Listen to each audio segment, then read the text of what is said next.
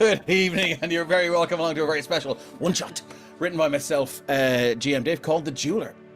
As we just said, I'm Dave Gibson, or GM Dave, and this is the Emerald Collective. First up, before we meet our players, I'd like to turn my volume up so I can hear what's going on. I'd also like to run through some Emerald Collective news. Episode 11 of our first podcast, No Silver Linings. A Call of Cthulhu story set in 1920s Ireland by Mark Corrigan of Shunnit Games is available now for our Patreon subscribers at the Jeweller tier, and episode 10 is available on all the regular platforms now, with episode 11 that is currently on our Patreon, hitting those same platforms on Wednesday 2nd of October, I think. After spotting something very peculiar along the Silver Mines mountain trail, the investigators trudged through the muddy terrain in the pouring rain to see what's going on up there.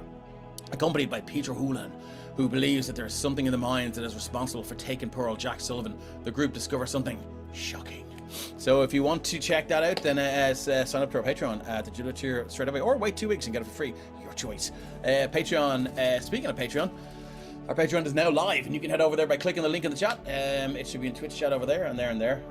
Depending on the tier you choose, you'll receive original monsters, magic items, and maps to use in your games each month. There'll also be the opportunity to get early access to our podcast, discounts on select items at Drive-Thru RPG, and shoutouts on stream, and bonus content too. You'll also receive discount on commissions from It's a Map, who's right over that shoulder and that shoulder, and Zorpsart, who did the Patreon art. If you don't have the coin to spare to pledge, fear not, you can still go to our Patreon and follow and get a free original monster magical item for your trouble, plus even more free content on occasion, like when I run one-shots and Kate goes to sleep, It's a Map goes to sleep, and I drop the maps I use for the one-shot into the Patreon and say nothing.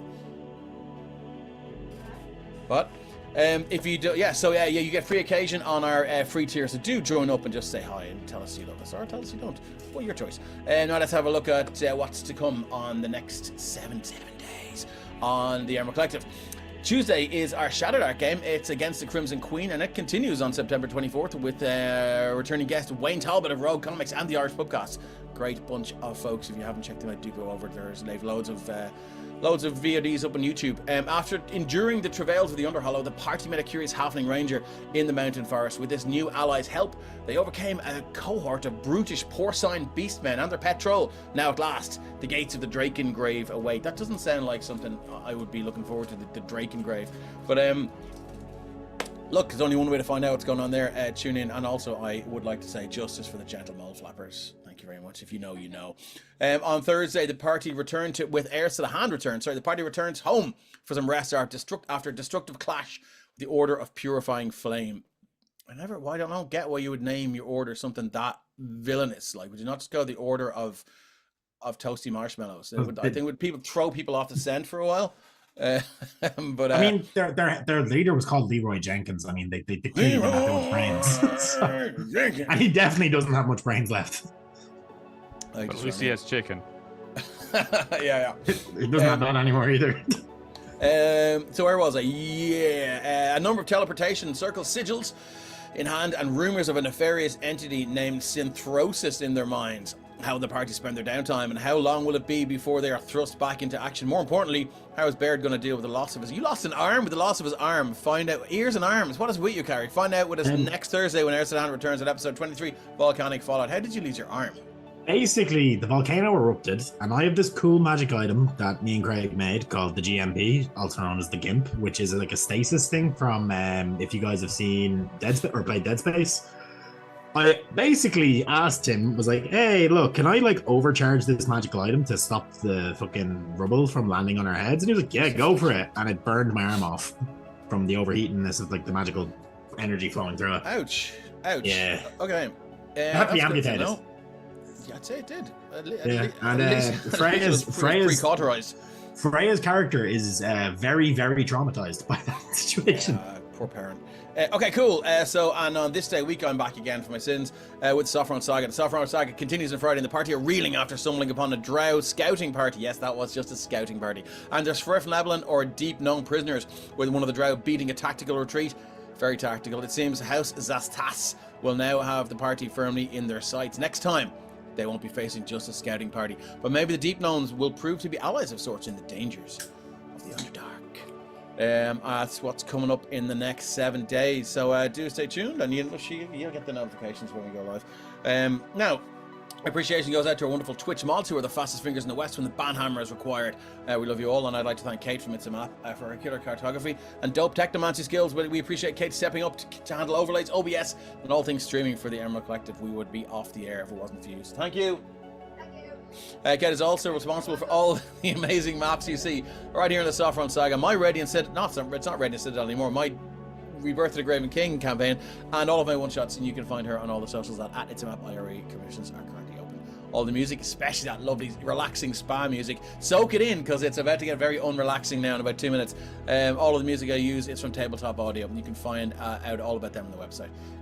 And they're up there in the jukebox in Roll20, wherever your Roll20 is. Now I think we should meet our wonderful players, shall we? Carrick, we're going to start with you. Can you tell us, well, we know you're Carrick.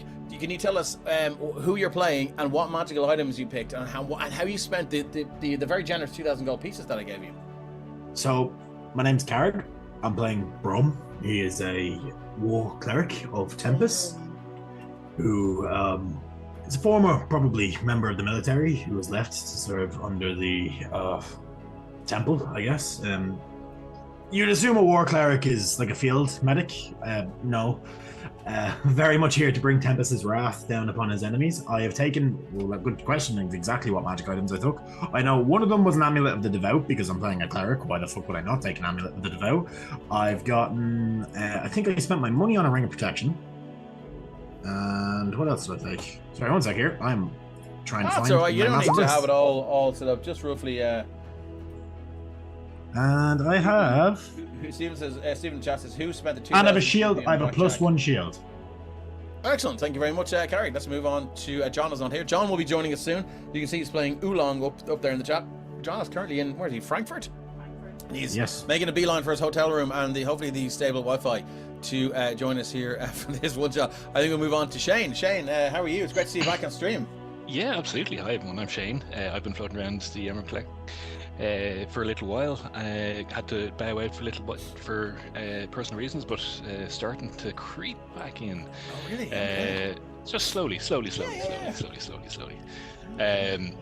Today, what you see before you is Chris, a human fighter wearing kind of typical leather armor. He has a lovely bow, and in terms of a bow. A lovely bow. Okay, sorry, I thought it looked like a bow. Okay.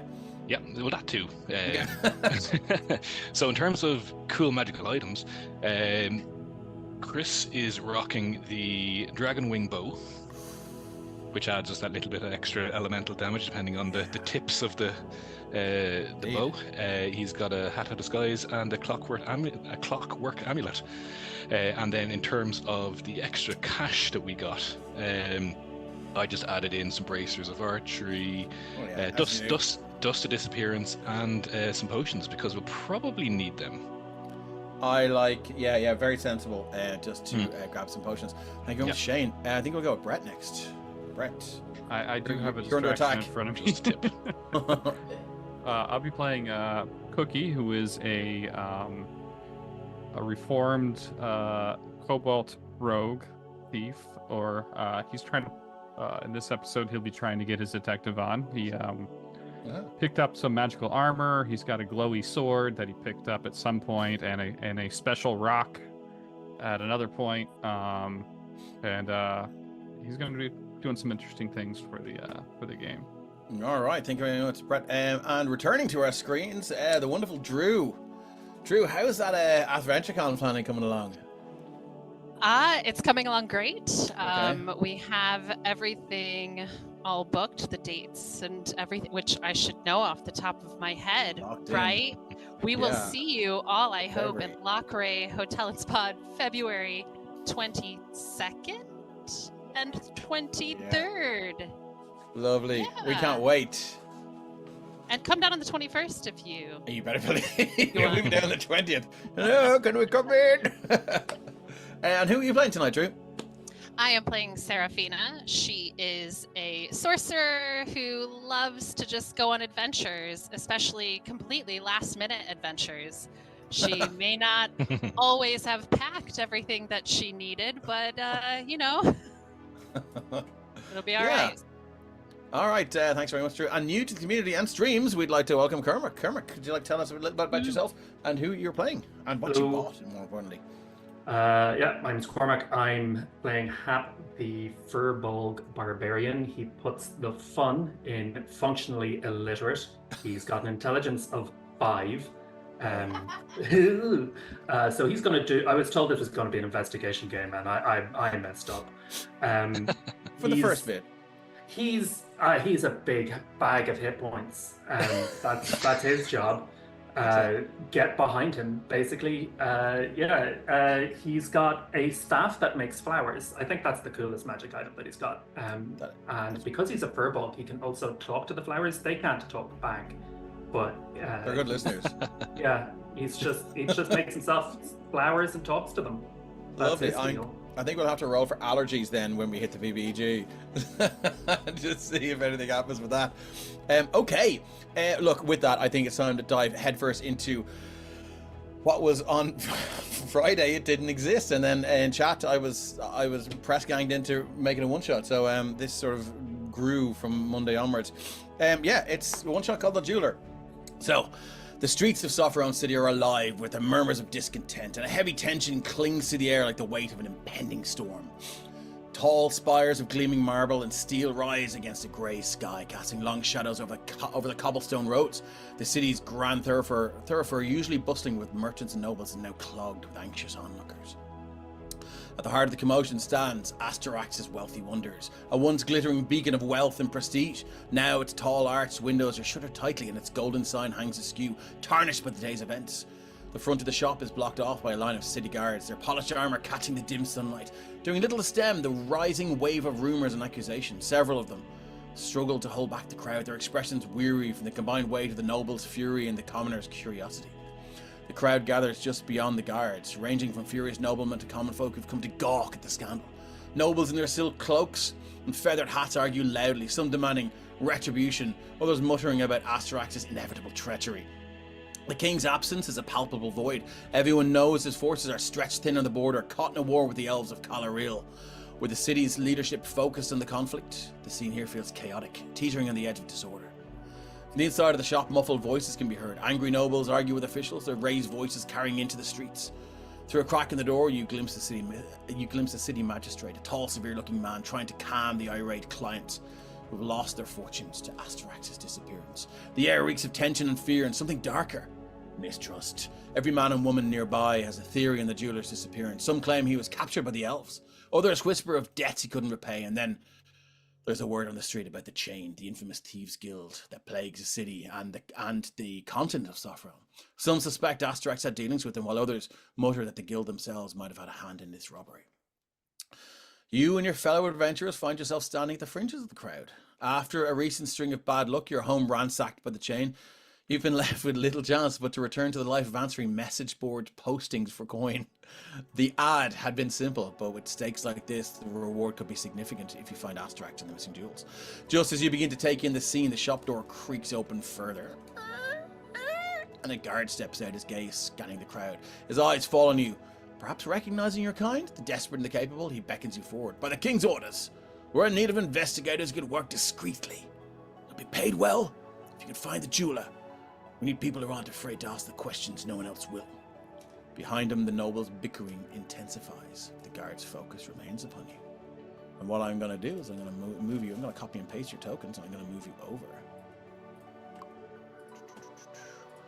I have, thankfully. Here we go. Now. Oh, is that battle music I hear? I should change that. Already? Yeah, right. That's really magic 5. Let's keep it the lovely. And let's do magic shot. Just waiting for this to load. There we go. I'm gonna paste you in here. Can you guys all see where you are? Shift ping. Loading? Yeah. Yes. Excellent. Another It's a Map original. And there's Chris. That is a little urchin who's kind of hanging around the place there. And looking in the windows and stuff like that. The guard is the guard's kind of stands here and he says, very well, who's your leader?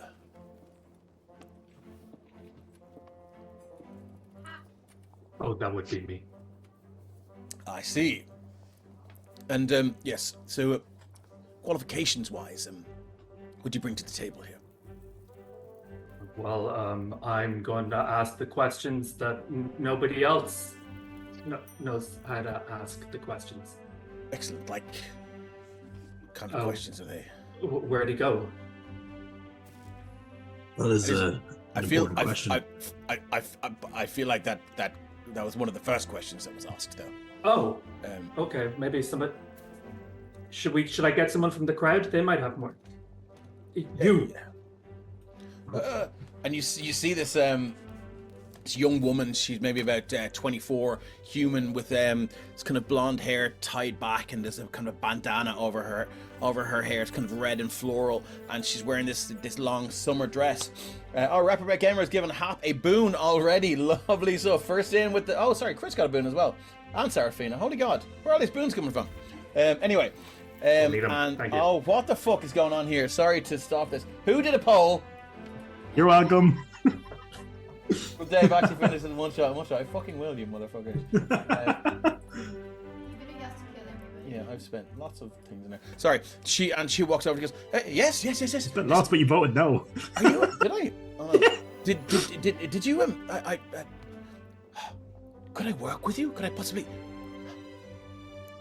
I'm looking for a job. I'm very talented. Okay.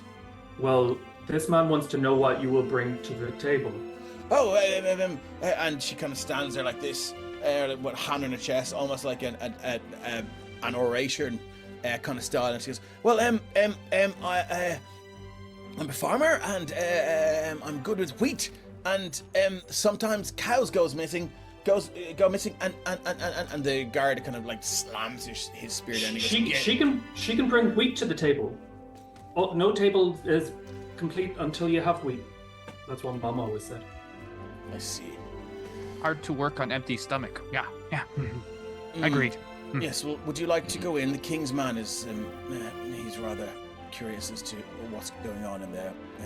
These nobles have invested heavily in the kingdom, so I think I will, yes, just go on in. And I'm going to move you into Astarax's acquisitions. Dave? Should be, yes. Quick question.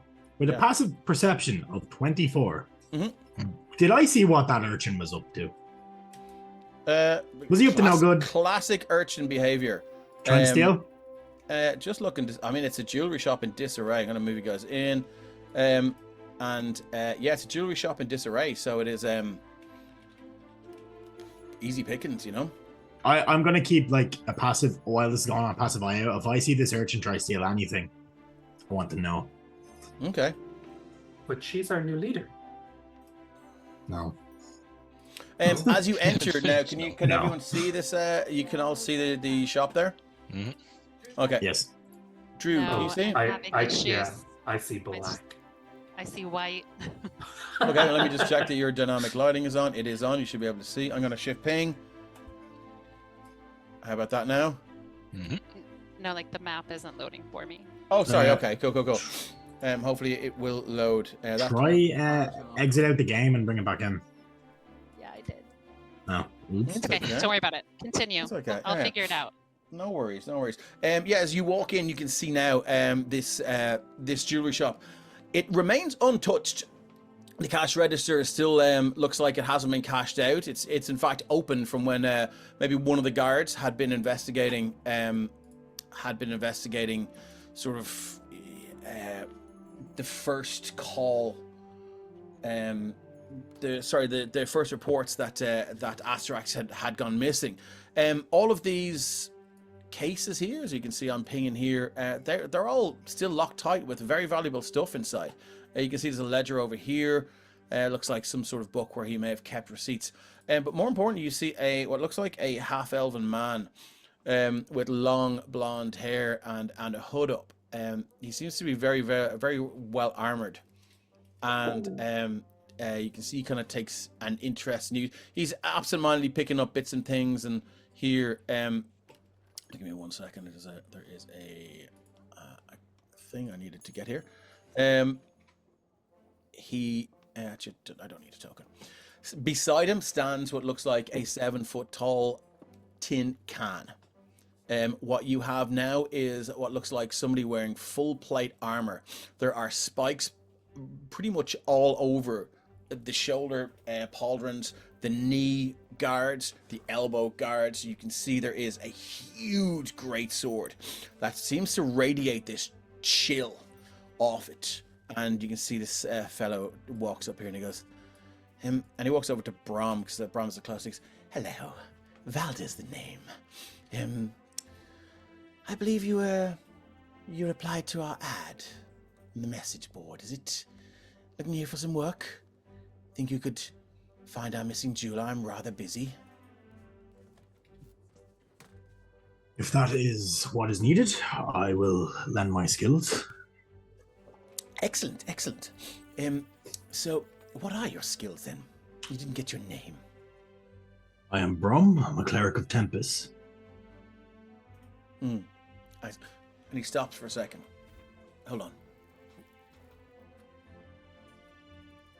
You see his eyes. He's holding a finger to his head, and his eyes look around and goes, I shall be back in 1 second. He walks over here. You have a passive perception of 24. Yeah, Dave, I stabbed this bit now. You can hear snatches of this. Yeah. Mazelu. So good to hear from you. I see, yes. And there's some mutterings going on. And then he walks back. And he's, I'm sorry about that. And he comes over here. Mazzello, did you just say? Is he not one of them from Artex? The Platinum Dragon? Yes, how good. Very, I mean... word of his family spreads one of within the king's temples. most devoted subjects, I shall. Yeah. Like I've heard good things. Indeed. Promising things. They're all true. Anyway, so you think you have the required skills? Yes. I know I have the required skills. Tempest deems it so. I'm a genius detective, and his robes, his outfit does look like a detective outfit. He does. He steps have between glamoring. Brom and Cookie. Now he has his back to you, Brom. Like you're in the middle of talking, and he just walked away and starts talking to Cookie. Yeah, yes, excellent. An excellent detective, I say. Does he have any reason to doubt you? I don't know. He's never done detective work before, so. Okay, let's go. I see. Excellent. Steven says, now we know Dave made his one shot, especially to make Carrick be nice to Valder. Indeed. He says, excellent. Well, look, I'll tell you what. What are your rates?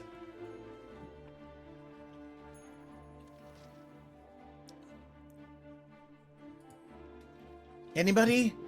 Wait, we're talking about money now? Yes, your rates. Oh, sorry, I'm sorry, I haven't really been paying attention. I just follow along, I suppose. Excellent. Great quality in an investigator, I see. Absolutely. Yes. I don't know. What do you all think? A lot. Would you like me right? Would you like me to Cookie vacate? points at while some you... of the shinies in the things. Oh, I'm afraid. I'm afraid they're not ours to give away until we discern the fate of this poor creature Astarax. And I'm afraid we can't give these away. But I certainly pay you money. Well, Like Jen, I like Give you a shiny job. things, though. how important is it that he returns? Alive. Very I mean, important. And so I feel it'd be He still has his back to you, looking to at ensure. I'm I'm not even. Yeah. I'm not even. I don't. Brom is a hardened soldier. He can deal with this sort of stuff. He's used to it. I feel if, as imperative as it is, while I would not wish to tax the glorious king's coffers anymore with news of what's going on, I feel 300 a head. 300 gold ahead. Sounds about right. You have a deal, my friend. Excellent. Shit. Wonderful. Yeah, that Excellent. Well, 300 gold. Shake it. yeah, fair. How Yeah, many- shakes it, yeah. How many heads do you wish us to provide? I'm a religious man. many heads? I don't care about money. I'm sorry, heads? Heads? I don't wish you to provide any heads. I'm not into this for. I thought we were looking for something. You are. We You're are. looking We're- to. I need you to find out what happened to poor Astarax, and by that token, I should probably show you this. And he pulls out a poster, and you can see now. on it is like it's this kind of ABC written in this sort of curling script, and it's like Astarax's, what was it, ABC, it was Astarax's bountiful chests, and it's got these sort of these, what do you call them, not reviews, when someone gives you a rating or something like that. You can see, so from Martin Kanan, it says the best magical storage chest I've ever had. And from Spellminster, it says kept my belongings extra safe, so safe from thieves, 2 thumbs up. And then and so on and so forth. They're definitely they don't seem to be sort of true endorsements, but they look very, to the casual eye, like they would be close to it. So it seems that Astarax had been designing these extra secure magical storage boxes, and he goes, yes, and he hands that to he goes over and hands that to Hap, and he goes, there you go, you can keep that, and it's the poster. And then he goes back to he kind of throws Oolong an arched eyebrow, and then walks over to Chris, and he goes, yes, you've been rather quiet, haven't you? Yes, so are you going to use that bow to investigate, or? This is just in case. It seems rather large. I mean, to make sure you don't knock anything over. I'm careful enough. Okay. Has this been an issue now for the nobles? Well, it is now. It is now. Yes, obviously. I mean, Astarax advertises boxes in the various newspapers, and the nobles, obviously keen to keep their jewels and valuables safe, flock to Astarax. And he said he could, what's the word he used? Install their valuables in the boxes, and yes, and then he hasn't been seen since. Anyway, Yeah. do you need anything else from me? We know where Yes, he was you know, last anything seen. else? He was last seen in his shop here before he closed up. Right When where you're was that standing, again? actually, Brom. What's that? When was that again? How long It was ago? 2 nights ago. 2 minutes. Could we get a if- general description of him? Yes, you can indeed. He would be probably 55 years old, human, balding. He's 2 tufts of grey hair here, a very, very large red nose. He's got a few straggling hairs on his chin. He seems very proud of what clearly is not a beard. And he's got walks with a very pronounced limp. We know what happened to his leg. Even though I don't think anything happened to it. I think it's just it's psychosomatic, as it were. But and he stops and he goes, "I'm sorry, when I must away." Excellent, yes, no problem. Sorry, that's Brom. And Valor begins to walk, and you just clank, clank, clank, as this huge, heavily armored monstrosity just begins to follow him out. And that's okay. That's the guy you mentioned last session, Sopherone. it's the new sidekick. Yeah. Are there any priceless knickknacks sitting around? 1 second now. I'm just going to double check that everyone has token vision here, because I want to just make sure. There are plenty of priceless knickknacks lying around, but there are, let me just see, edit. There are 4 guards in this room who are keeping a very close eye on you. Okay, vision on, dynamic lighting, night vision on. You should have it. Limit field of vision, token emits bright light. Do you know what? I'm just going to throw some light into the room and see if that does anything else. Boop, boop, boop, boop. Is that helping anyone? Drew, can you see better now? Can you see anything? Drew did the thumbs up. Yes. Yeah. You Yeah. can. So I it can was see just... perfectly fine now. It was just took a long time to load because of the new jump gate thing, I guess. Oh, okay, cool. Fucking jump get. It's supposed to make things easier. Okay, cool. Hap remains blind as a bat. Okay, no worries. I Oh, will check no. that out now. Maybe because that was the last token I did. Let me just double check now. Okay, hop. What happened? Okay, token. Boop. Dynamic lighting. There we go. Vision on. Sorry about that. Night vision. Look, I've given everyone 60 feet of night vision. I don't really care because fucking everyone pretty much has it anyway. How's that now? Sorry about that. My bad. So let me just do that. Edit.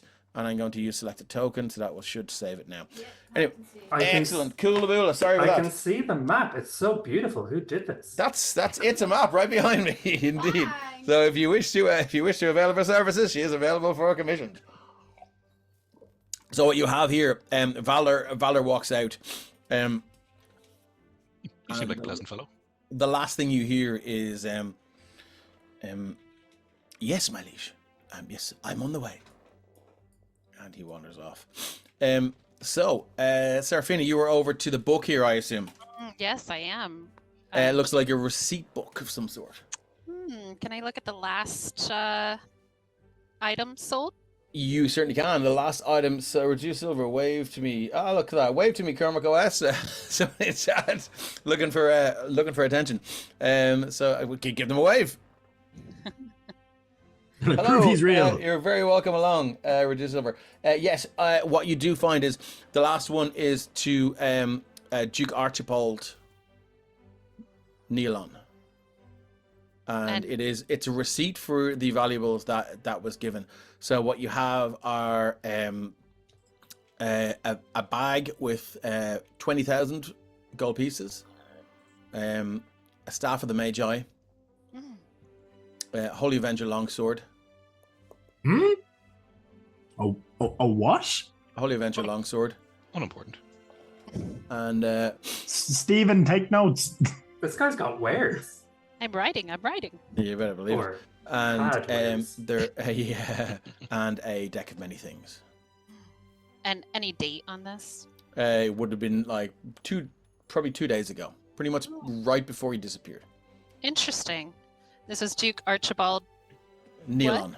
Nealon. Neolon. Nealon.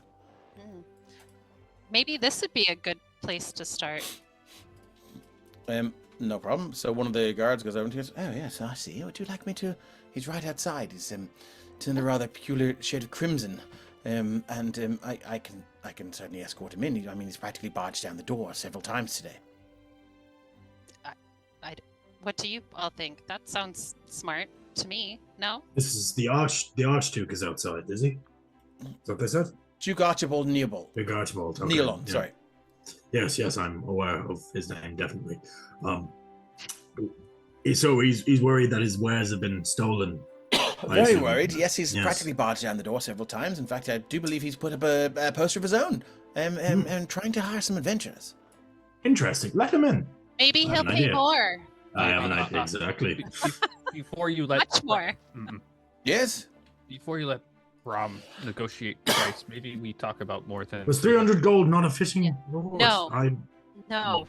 Sorry, No, please. the temple mostly bestows my wares upon me. I'm not really. I don't spend up gold quite often these days. Look around you. This is the nobility we're talking about. Yes. Oh, that is a good point. 350. Yes. Less is more, correct? That is the teachings of the church. Indeed. We add a couple zeros to that. You can donate some from the earnings back to the I shall not be donating anything. back to the temple. It'll go straight into my war equipment. If you Shall we add let him in? if you add 0 gold, then it's still the same number. Don't worry about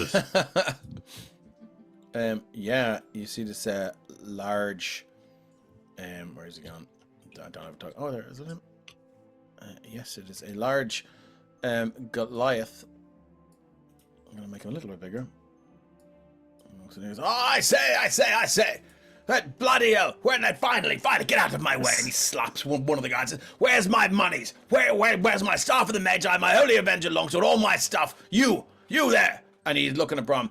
"You best bloody find my stuff right now. You get a clip around the ear, young man." Brom just like And he clicks in your face like about 5 times. Brom's just waiting for him to like Ew. stop, like just doing that. Like I'm not engaging with you. Where's until my you bloody stop Brom. stuff? You there, Well- woman? Sorry? It's you there. Sorry. Where's my stuff? Your stuff is not here, sir. Woman. No one, Wow. yes. Woman. No one is more acutely aware of that than me. Find my stuff, damn it. You've been hired by the king and the crown. If you wish Do more your jobs. experience, perhaps you could We were- sweeten that deal. Yeah, we were not hired to find any things. We were hired to find a person. If you wish us to find your things, then you're going to have to pay up. It's a separate contract. Oh, would you like to go with intimidation or would you like to go with persuasion, Seraphina? Oh, I'm terrible at them all. I think you're a sorceress. You're pretty good at these. Yeah, remember last minute. If you want the little one to jump on the table to help, I can. Always. Get over there. See, Cookie just runs across, scattering fucking valuable items to the floor. I'll pick them up later, don't worry. Almost tripping over the cash register and vaults over. Cookie, you do knock over a small vial of ink, and now there are tiny cobalt footprints on the top of the counter. I cast prestidigitation. And make more of them? No, and clean them up. Parlor tricks. I'm sorry, Hey, I now. wasn't doing anything to please you. No need to be rude. We require contract, just like you have in this receipt, to search for said items. Now, if you could give us a full description of what you wish, if these are the accounted items, yada yada yada yada. It's in the book. It's in the bloody book there. So, So I need you to Yeah. confirm the items that were listed in this receipt. and he goes on to repeat exactly what's in the book there: the Holy Avenger longsword, the staff of the Magi, 20,000 gold pieces, and several other magical gems. Now, did you provide the payments up front? No payments, sir. No payments, This is- so have not paid yet. Noted. There is no payment required. Wait, I feel like Astarax, well, I mean, the prestige attached to this establishment, with the name Neilon storing his goods here. I feel like payment we're enough. working now, and we haven't discussed payment yet. We should get back to that. What? The crown will pay you a hefty sum of 350 gold pieces, if I do recall. No. You're That is to retrieve Astarax. Nothing was mentioned about items. I see. Very well, I shall match it. Another 350 gold. No, I think we'll need more. See, we were paid 300 to retrieve one person. You want us to retrieve basically 4 items. Four Just- items of an incredible value, might I add. I consider the person an item, so I mean, really, 4 is a bigger number than It is. 1. it It is is. very good. Well, Very good. Yes, I will offer. You have a deal, good sir. I shall offer you 4. No, No. my intimidation was a 20, by the way. Oh, okay, well, yeah, he kind of steps back then. He said, almost like he senses the power in your blood, and he kind of, he steps back and he kind of looks around him now, and you can see that the guards of these 2 guards here, they're both sort of, they look fairly well capable. Let me just shift Z them. They're all the same token, but they're not elven, but they are human with these long sort of like black flowing locks, and there are. No, the guards here will be You weird. can see one of them is absentmindedly just like crackling lightning through her fingers. Quite and, tempted. You might see a little bit of lightning crackle through Saphira as well. You see, she has like blue dragon scales that kind of Nice. flutter with lightning. She gives you a kind of a nod, and kind of throws her eyes up to heaven at this guy. And he goes, "Very well. Well. Name your price then." That staff sounds very lovely. Stop. No. There's no chance I'm offering up any payment from in the form of any of the items contained here within. That's fair. Not Cash monies, bitches. okay. I mean, 500 per item. Make a per persuasion check. person, Persuasion. like I don't know about per person. times It's all- 4. This Fine. Holy Avenger wouldn't happen to be from one of the temples, though, would it? 17. 17, I think, is just about enough. He says, yes, 500 gold pieces per item. You have a deal.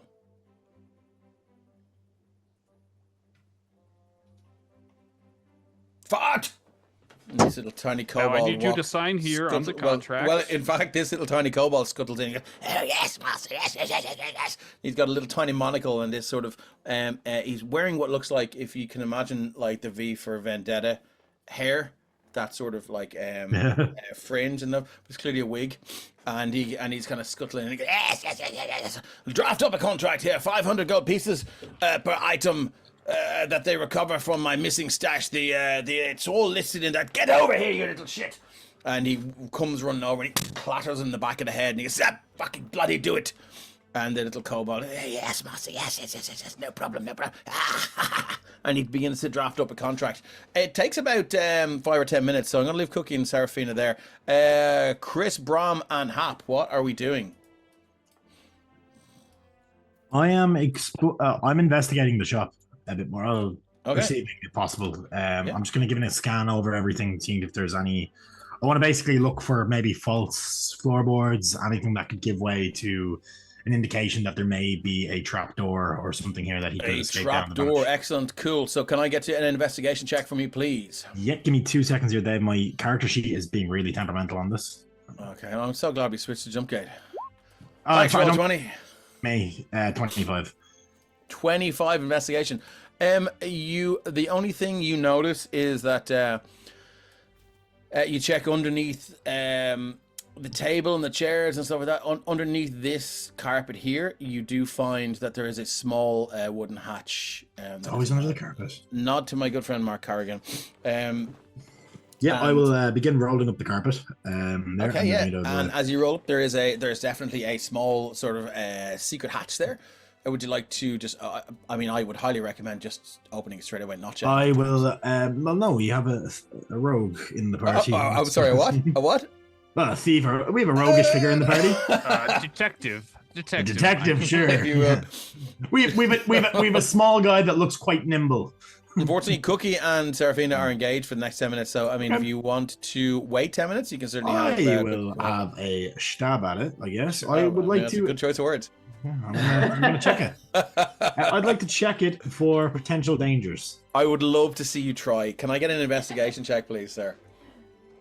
Yep. Oh, why did it close? I minimized. One sec here. Okay. You can see this door open and one of the guards begins to walk in. Presumably doing the rounds. What the other one kind of moves over to here. Here we go, an investigation of a 4. Sorry, Shane? Nope, keep going. Okay, with an investigation check of 4, you are damn sure this house is clean. This trap is this trap. What? This shit. This trap door. What? This trap door is totally clear. It's absolutely fine. You're secure. Look, Brom, you're level 12. What is a war cleric? You've seen some shit. You've been around the block. You know what you're doing. This is totally grand. Ain't no carpet gonna hold you down. Oh, yeah, exactly. Yeah, look, I'll be fine. Yeah, I'm gonna using the tip of a spear. I'm gonna try pop it open in that regard. So okay, cool. As you do so, can I? Okay, cool. Can I get a DC 18 Wisdom saving throw, please? As you hear, you hear this honk, honk, honk sound. Just 3 honks. Sounds rather goose-like. I've clicked the button. I just don't know when it's going to happen. That's okay. It will happen when it happens, my friend. Wisdom save. Oh, yeah, wisdom. I'm okay. Use jump gate, they said. It'll be quicker, they said. No, it is in general moving better. It's just my character sheet. 28. Yeah. You have avoided the polymorph trap that would have turned you into a goose for an hour. So, war goose. As you feel this spell sort of begin to wash over you, that goose and honk, right? As he feels the spell wash over him, he reaches and wrapped around his gauntlet and his hand. There's it looks like a small blade that's impractical, but it's a symbol of tempest. He just rips that and his palm glows slightly and just nothing. Excellent. Okay, yeah. And in that small recess, you do find 3 potions of greater healing. Ooh. And you do hear some shuffling from over here as one of the guards is like, Sir, I'm just checking for the Oh, I'm potential sorry there. clues I or think, indications of the did you- whereabouts. What was that? Did you find something underneath the carpet there? I did good, sir. I found 3 potions. Excellent. I should probably I think have them categorized and yes added to I the list of would- things that belong to Astarax. I would argue that Astarax may be in need of these potions if he's hurt.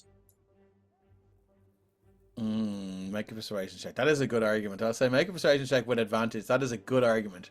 Give me 2 seconds. Oh my god. I'm gonna reload roll 20. What is in a with you minute. and roll 20? Here, I I can roll don't in your know. character sheet. Give me, Yeah, give me please 1 do. second. Yeah, no worries. Keep Oh it no, wait, I showing have it me. here now. Oh, what the fuck is going on? Right, you have it. Cool. It's a bit slow for me as well, lads. What's going on here? 19. 19. He goes. The guard walks over then and says, actually, I think you could be rather correct there. So, yes. You may bring them to Astarax.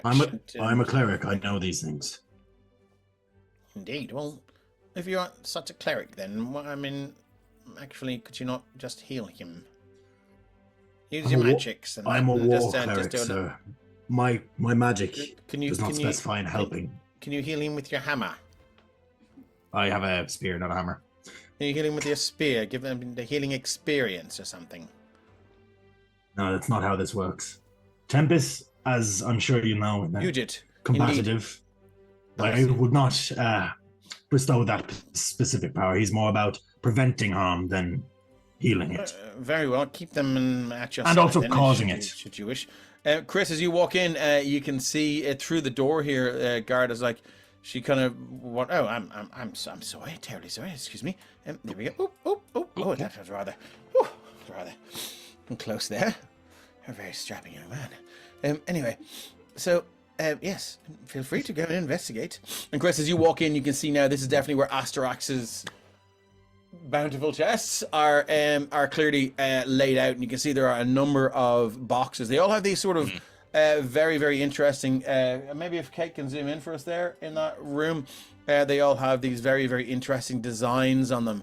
Very, very reminiscent of the Lament configuration from Hellraiser.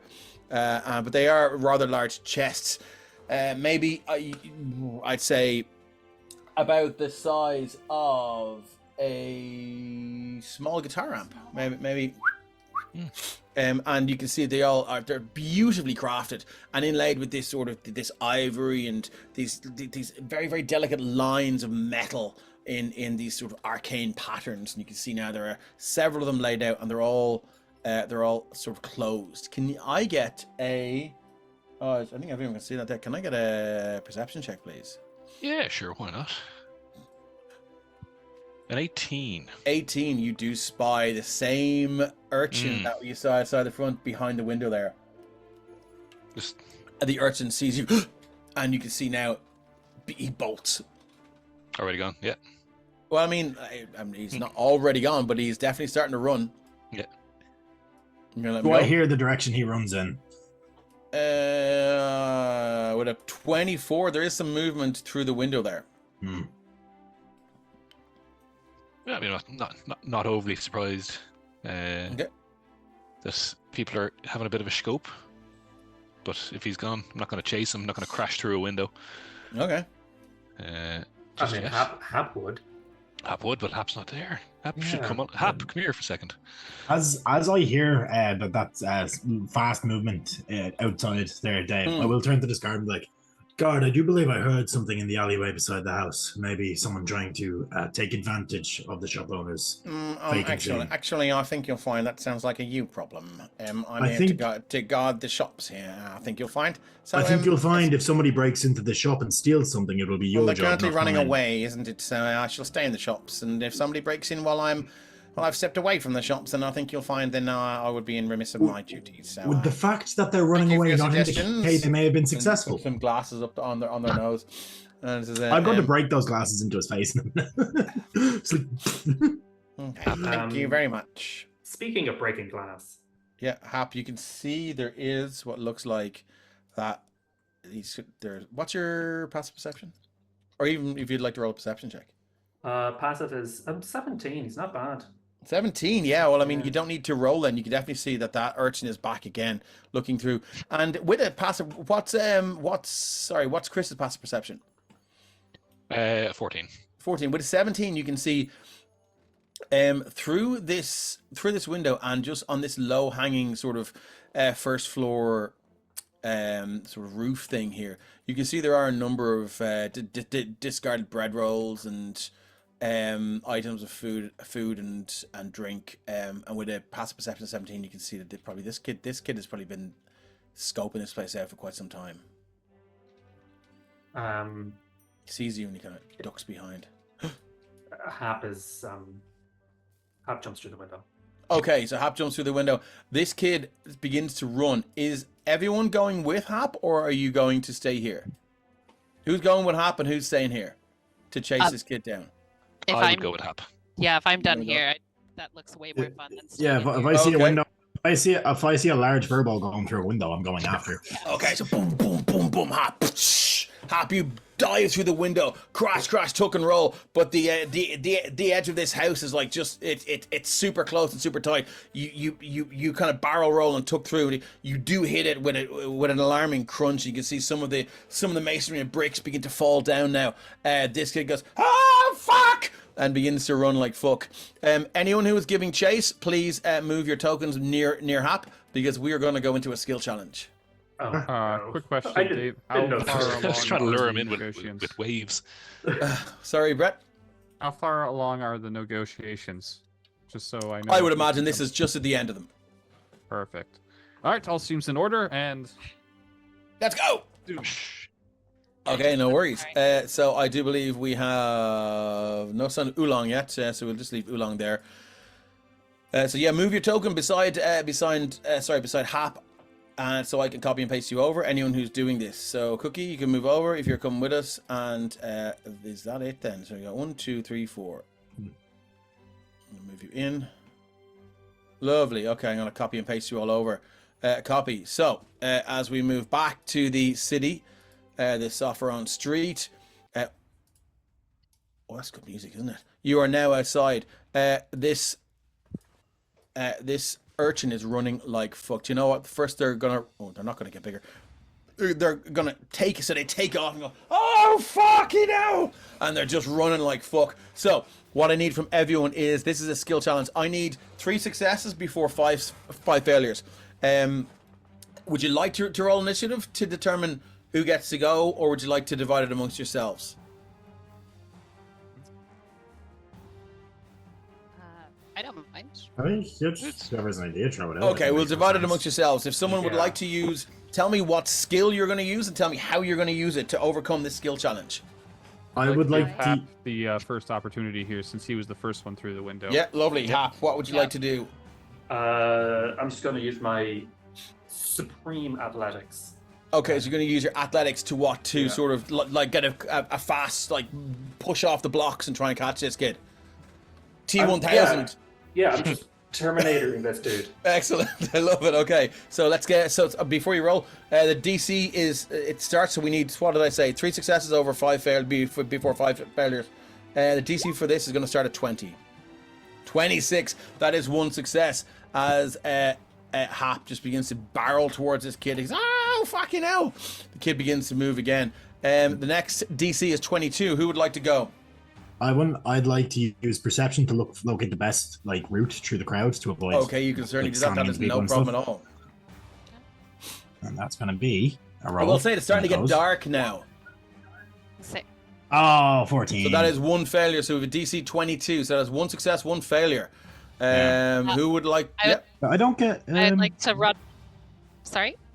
I was checking. I don't get advantage on that. No, I don't. Oh. Okay, Drew. I would like to run forward and cast. So this is just a skill challenge, so there's no spells. So you just pick a skill and you tell us how you're going to use it. And what we need is 3 successes before 5 failures. So we have 1 success and 1 failure. You can pick whatever skill you're good at and make up a random bullshit excuse as to how that skill would apply to this situation. Such as the fucking wonder of skill challenges. I will some defer. Bolex magic with arc. Just rolling your arcane check. Yeah. Say, hey, I'm just going to use my prestidigitation to make this slippery onto the guy. Something, Whatever you something like. simple like that. Whatever Well, you like. No, I wasn't gonna attack him. Like it's a spell that causes blind smoke around him. So unfortunately, all we can do here is that's skills. okay. Yeah. Yeah, no. So that's Yeah, the prestige. that's all good. I can do. Yeah. I will defer to somebody else. So. Okay, no worries. Does anyone else like to do something? You are 1-1 now. The next DC for this is 22. You can see now at this city street there are people beginning to sort of look around and sort of guard their valuables as again these urchins who are usually a sign of the activity of the Thieves Guild, the chainers, are kind of running around. People start patting themselves down, and you can see the more streetwise people are not patting themselves down because immediately that shows where their valuables are kept, and they're looking around. So, Hap, would anyone else like to use a skill that they think would Yeah. work? Could I try to use insight to try to figure out which way he's like looking? Analyze at his body language and Yeah, just there figure. we Yeah, go. absolutely, no problem. So, insight will be 20. DC for this is 22. 24. 24. Yeah, you can see now he is sort of throwing the body language into this faint left, but you can see the head has turned right. And that is another success. That's 2 successes over 1 failure. We need 1 more success to catch this little kid. Who else? But the DC's gone up to 24.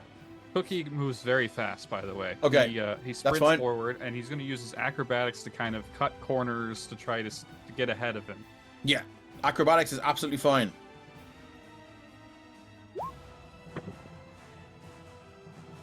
$20 is it 2? So we had 2 successes, 2 failures. We need 3 successes before 5 failures. That should be a 23 because DC for this is 24. Yep. Do you have a give it boon? down. Do you have a boon? No, you do not, unfortunately. Okay, cool. Who is up next? Yeah, I'll go next. See if I can cut across a short alleyway, depending on how far this is going. Yep. Looking to stealth through the crowd. Okay, love it. So just to get- Assassin's and Creed cut type, off. like slow, sort of determined walking. No, just well, full tilt, but just Okay, yeah. Just stealthing. Yeah, love it, yeah. Yeah, so he doesn't see me coming as I try to cut off the angle. Oh, I love it. Okay, let's get a Yeah. stealth. DC for this is 24. Oof. That's a Fortunately, no. no. So what do we have? We have 3 successes over 2 failures. We need 3 successes before 5 failures. So anyone else like to go? Good. I use the fact that I have an inspiration. Now, you know you're not technically supposed to be able to use the same skill twice, but can I use the fact that I have inspiration to try again? For my You can inspiration? burn an inspiration to try Yeah. the same skill twice if you like. Yes, Yeah, I will allow cool. it. Give Was that to I- one shot. Yeah, cool. I'm going to do another perception. Just try to see where he's going. Okay, cool. DC 24. Yep, please. And go on. 28. As at 28, and with 3 successes before 5 failures, you do see that he looks like he's beginning to cut around this this fountain here. I'm going to shift ping here, and you can see now that he looks like he's about to swing out of what looks like a dragon's head. There's sort of 4 of them that will point out of each sort of north, south, east, west in the fountain. He's about to swing out of that one, this one here, and just go back the way he came. But right there, Brom, you catch him, and he slams into your arm. He's like, ah, fucking hell! My fucking teeth! Chief, what the fuck? What do you want? Help! I'm being robbed! He begins to scream out for the guards. I believe you were the one doing the robbing. What? Why were you in the I shop? haven't robbed anything. Why were I've you in not the shop? robbed anything. Why were you at the shop? Just keeping an eye out for the rich stuff. Why should I tell you anything? Why should I tell you anything? Stop Well, running. He's going to run Because if barrel you don't- straight into these two. Sorry, what's Hap doing? He's going to run Hap- straight into the two He's of just these. like he's just going to like pick the 2 of them up and keep on running. Just like 2 footballs. Yeah. He Okay, doesn't. so- He doesn't fully understand. Yeah. So You this should- conversation someone will be run it. happening on the move. Hap, Yeah, I Hap, think this we're- conversation is happening. Hap, we're not- Hap, Between the two unhand people. us. There. It's okay. You can stop now. Good job. Oh. Good job. Well done. You caught him. Help! There is a guard beginning to walk over now. Just gonna hold him up. That's So- rough. Good job. You're watching for the rich people. Understandable. I get it. Most of them are insufferable. But while watching for these rich people, did you see anything that could lead to the disappearance of the owner of this I'm shop? going to move you back to Astarax's acquisitions as you walk back. This conversation is now happening. Anytime I say happening, I was thinking hap, which is great. I love it. This conversation was, I would like to say, is going to happen out here, or else, unless you say that you're going to pop back into. Can everyone see? Have you all got vision? Excellent. And he's kind of like, he kind of leads you back in there himself, and he's just like, yeah, well, why should I tell you anything? You dirty adventurous scum. Oh, I'll wait till you're asleep. I'll find out where you're staying. Yeah, in fact, you knew those fucking slags. They got your house robbed by that crowd, the chain. I know you. You want to invest in more, you want to invest in some more better defences, innit? Or maybe pay your protection money. This now when you say this kid is a kid, is he actually a kid? This kid is 14. Okay, he's got like the makings of this this very, very thin moustache. Everything else is either hasn't started growing or has been shaved off. And he's got this sort of very, very reddish, almost auburn brown hair tied into a top knot. Hair hasn't been washed for quite some time. He's wearing, looks like leather armor. Hey, Rory, jump in. Great to see you here. He's wearing what looks like leather armor, but it's beneath this, what looks like an outer layer that's made of just sacks, like this sort of sackcloth stuff. Obviously meant to disguise the fact that he's wearing armor. And he's kind of looking around and goes, yeah, what you want? You want information? I'll sell you information. Dave, does he have anything in his pockets? Yeah, can I give him a shake? Okay, so you're going to pick him up and just shake him. Yeah, I'm holding him up. Okay, I'm just going to grab his ankles and... Okay, so as you shake him there, would you like to roll me a d20, please, Hap? While you guys are yeah. being mean to him, I'm just going to cast prestidigitation on his hair and his clothes and his skin. Oh, he objects strenuously to that. It's okay. He's It'll like, look better. No, you're ruining me disguise. You're ruining me disguise. I know, you're welcome. It's okay. She does it to me all the time. It's terrible. 3 gold pieces plop out onto the ground. They're mine. You slags. Oh god, what's happening here with Carrigan Thaumaturgy? Before you do that, Cookie, how are you sort of checking what's in his pockets? Are you happy for things to fall out, or while he's held upside down, would you like to make an investigation or sleight of hand to see if there's anything else that hasn't? I'd like to make a sleight of hand with my invisible mage hand. Invisible mage hand. Mm-hmm. My favorite Bonnie Tyler song. Okay, cool. You're right over there. No, get out my nose. Okay, so let's throw that into the chat then. Would you like to tell us how you have an invisible mage hand, or are all mage hands invisible? Not all mage hands are invisible. I do have it through the telekinetic feat. Okay, lovely stuff. So as you kind of rummage through, you can see the eyes, the eyes narrow a little bit, and it's like, oh, and he seems quite confused. As you rumble through, you do indeed find what looks like That's a 33 on the sleight of hand. So I don't think he does feel it. no, he doesn't feel it actually. And I would just like to say that Brett sleight of hands into the next one shot. That I'm gonna pretty much. So yeah, with that, what you do feel is like there seems to be some sort of there's a hole in the pocket and sort of tied loosely to the inside of the outside of the leg through the hole in the pocket. There does seem to be a stick. A stick? The stick. This is interesting. Are you going to withdraw the stick? Yes. I'll make it fall out with all the coins. Excellently done. With a 33 sleight of hand, you can absolutely do that, no problem at all. And as the stick just falls out, he seems to be very, very, very, very exercised about that. That's my stick. It's me lucky stick. You slag, you swine. Give me back my stick. As he starts, that's when I use the thaumaturgy, and I'm just going to cause my voice to boom slightly, and I'm just going to tell him to shut the fuck up. Through the window here, you say, "This is my ass. I'll be as loud as I want." And Yeah, he goes, make an intimidation check with advantage. Yeah. I'm not great at these, but that's why I did the thaumaturgy. Surely a war cleric should have something for that, but it's fine. Why is this still doing this? Jump gate. Are you supposed to be the next step in innovation? Yeah, it's like I feel like it's a step back. That being said, Roll20, we love you and we would, really appreciate it. Be nice to us. But intimidation. I'm going to take a step back to the previous one for the next one shot. Anyway, with a 17, he kind of goes, all right then. What you want to know? Just fucking tell me not that fucking. Let me go. I let him go. Logic would indicate. Don't. As he's let go, I will put a boot on his, like, if he's dropped onto the ground and he's upside down, I will put a boot on his foot or his hand or something to stop him from moving. Not crushing it, but just as a kind of like carry him, Mr. Spock. Give me my stick. And, is it just a stick? Yes. He's lying. Anyways, what do you know about what happened here? Would you like to make an insight check? Mm-hmm. I know it all. But it's gonna cost you, innit? You big fucking tin can. It'll cost you your life if you do not speak. You're a cleric, you're not gonna kill a commoner. I'm a cleric of Tempest. War is my profession. Yeah, This isn't war. There's a difference between war and murder, you slag. Casualties happen.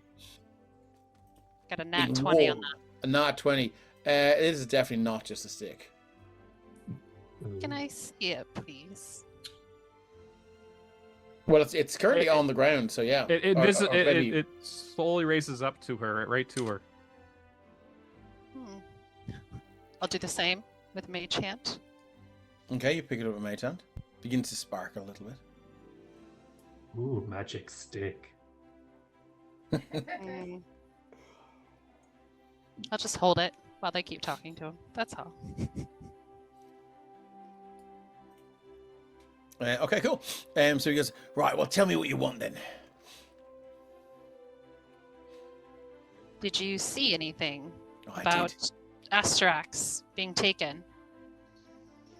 Well, yeah, I did. But I'm going to need 50 million gold pieces.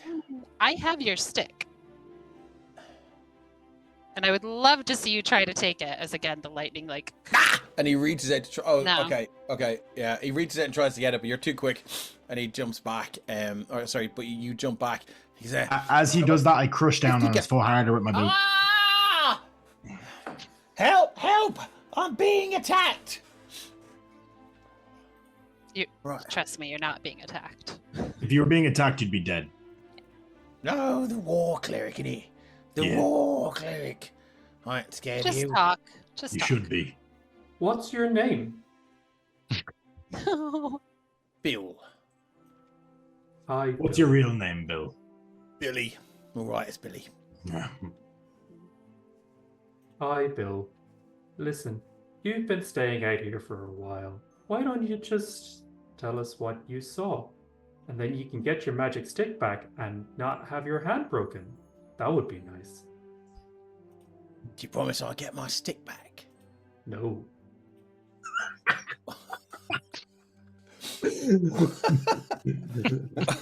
Why would I tell you then? Because if you don't, you get your stick broke. And your hand. No, I wouldn't break it. I would just take it. Shh. No, Don't tell him you that. couldn't take it. No, you couldn't take it. It's If okay. you tell me, then I can ask Seraphina. Sometimes she's nice. Okay, I'm gonna get a group intimidation check here. Let's just everyone roll intimidation. And see Can how I it say goes. my voice is still really loud from thaumaturgy to add to the intimidation? You can roll with advantage, my friend. Yeah. You can roll with advantage.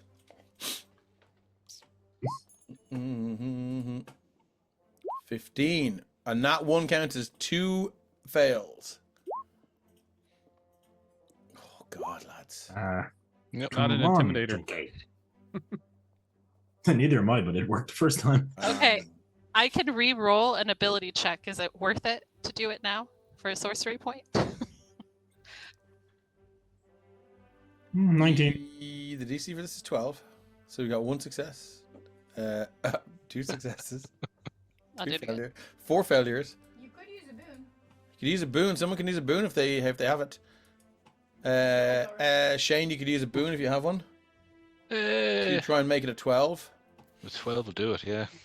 I used a sorcery point to do it again. Okay. That's one success. Two. Okay, so that's enough. That'll do it. Yeah, that'll do it. And he kind of like crumbles a little bit and he goes, "Oh, right. See, I've been staking this place out for the crime of the century. Don't tell the gods. And I was ready to break in. I seen Astarax working in all these boxes, and then he's got I don't know who it was. It was one of those magisters were helping him make the boxes. You know, the ones from the floating island there, Magistar, whatever it's called, just off the coast there. Or all those strange wizards, they hang out. And so I was, come on over here. I was sitting on the roof, and he climbs up on the roof. Is anyone going to stop him climbing? I have my foot on his hand. How is he climbing? Okay, well, he's like, then he'll bring you with him. Yeah, we'll try. Go up and go, and you go, yeah, I was lying down here in my belly. I was looking in. And then I saw the damnedest thing. All the boxes opened at the same time. The room filled with black energy, and this terrible screaming. That was 2 nights ago. Oh, I'm sure that was Astarax. And then I was here last night. That's it, last night. And I saw all the boxes open. Shut up! I saw all the boxes open again. And then there's this black energy I couldn't see in the window. It's terrible cold. Oh, we were terrible cold. And I looked down. I pissed myself. So I had to run off and get changed in that. And then remember, and I came back. So I was going to say it tonight and see if the black energy came back. See if I could learn a bit more. I brought a spare pair of breeches as well. And you were planning on breaking into this place after you saw the black energy, or has that stopped? I'm not breaking in now with fucking black energy. Fucking that would be wise. I was just going to say maybe for the better, because I don't really give a fuck if you break in, but for the better of your health. No, it was when I heard Astarax was doing all this stuff. The nobles were bringing all the riches. Little fella, you got your hand up there. You with the black stuff, and the cold stuff, and did you hear any metal sounds? Metal sounds? Kunk. Nah, I did when the King's man came along this morning. Okay, so he was cold too, so just checking. Are you inferring that it might have been that King's man, the Clanky man? Would be. Definitely want him. No. It felt evil. It felt cold and evil. If you want to know what's going on, I suggest you hide. You hide in the room or hide somewhere, maybe in the main shop, and leave the door open and have a look in. Well, maybe tonight might happen again. You said that you saw the Magister that was helping him pack boxes? Yeah, this is the first day before he even went missing. Magister, obviously he'd hired a Magister to help him create these boxes. So you know what he looked like? Yeah, I kind of do. As a gnome, little fella. It's be about maybe 200 for a gnome. He's bright green. He clearly dyed his eyebrows. Bright green, fluffy bushes of things. There were 3 missing teeth along the right side of his mouth, and barbecue. He 3 missing teeth along the side, and he was small, but he's wearing this sort of magical robes, but they're like metal plates on them. Oh, and they all crackle with this lightning. No, they maybe I don't fucking know. These are like metal patches kept crackling with lightning. Oh, this is very scary. So I was thinking, fucking, is it worth it? But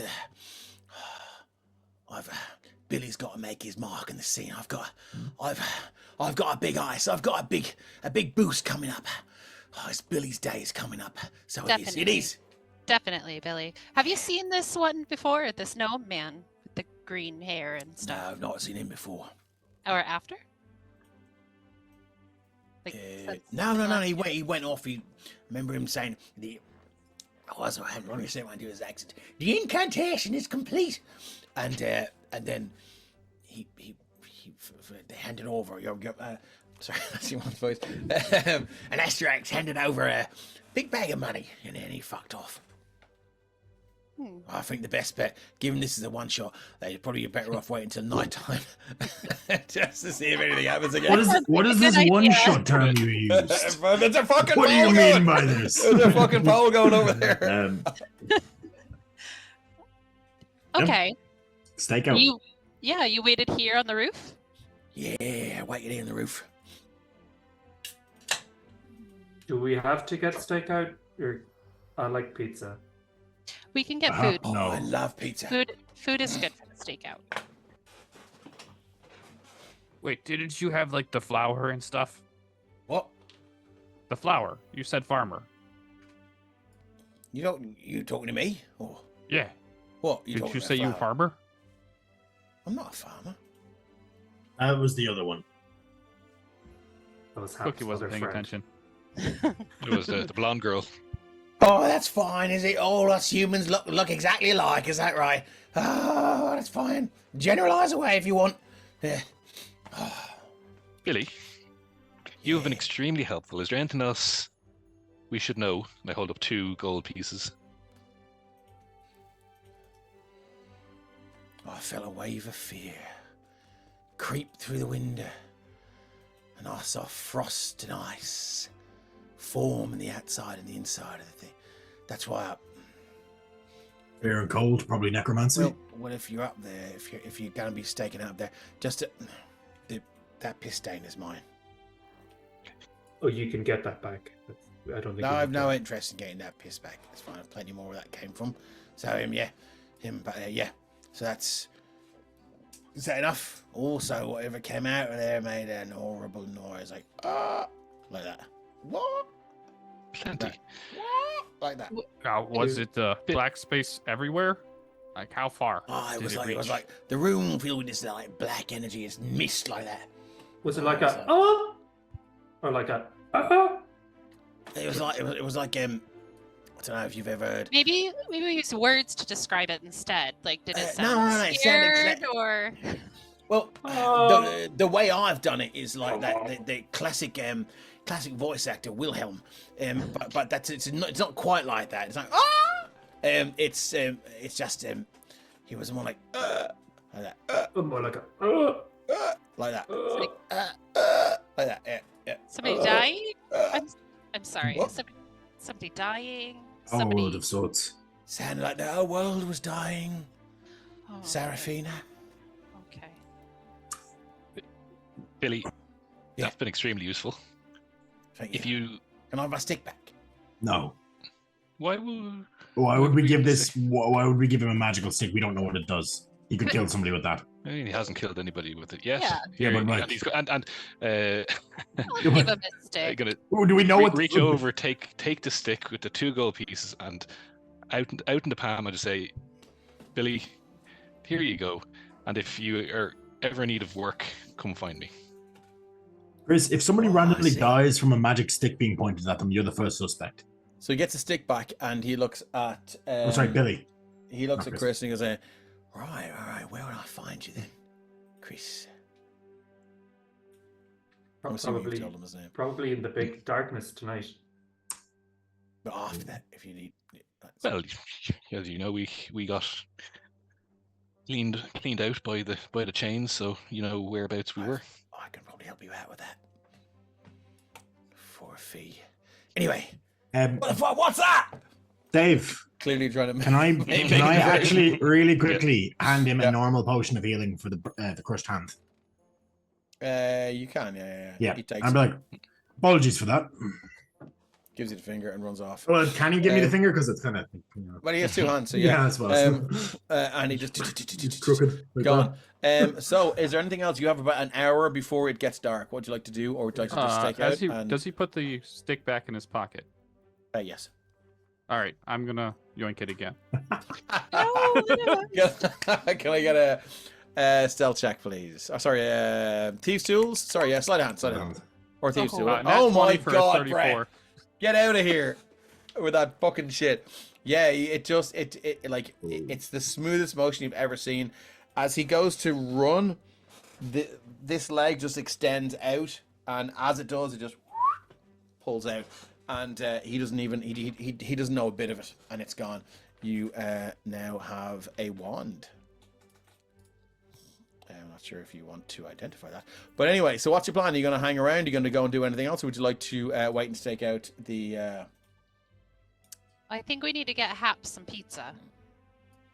Certainly get Hap's and pizza, no problem. That's easy to do. What is Hap's preferred choice of pizza? If you say pineapple, you're going to be at disadvantage in all saving throws. All right, Cormac's choice of pizza, definitely pineapple. No. Oh no. Okay.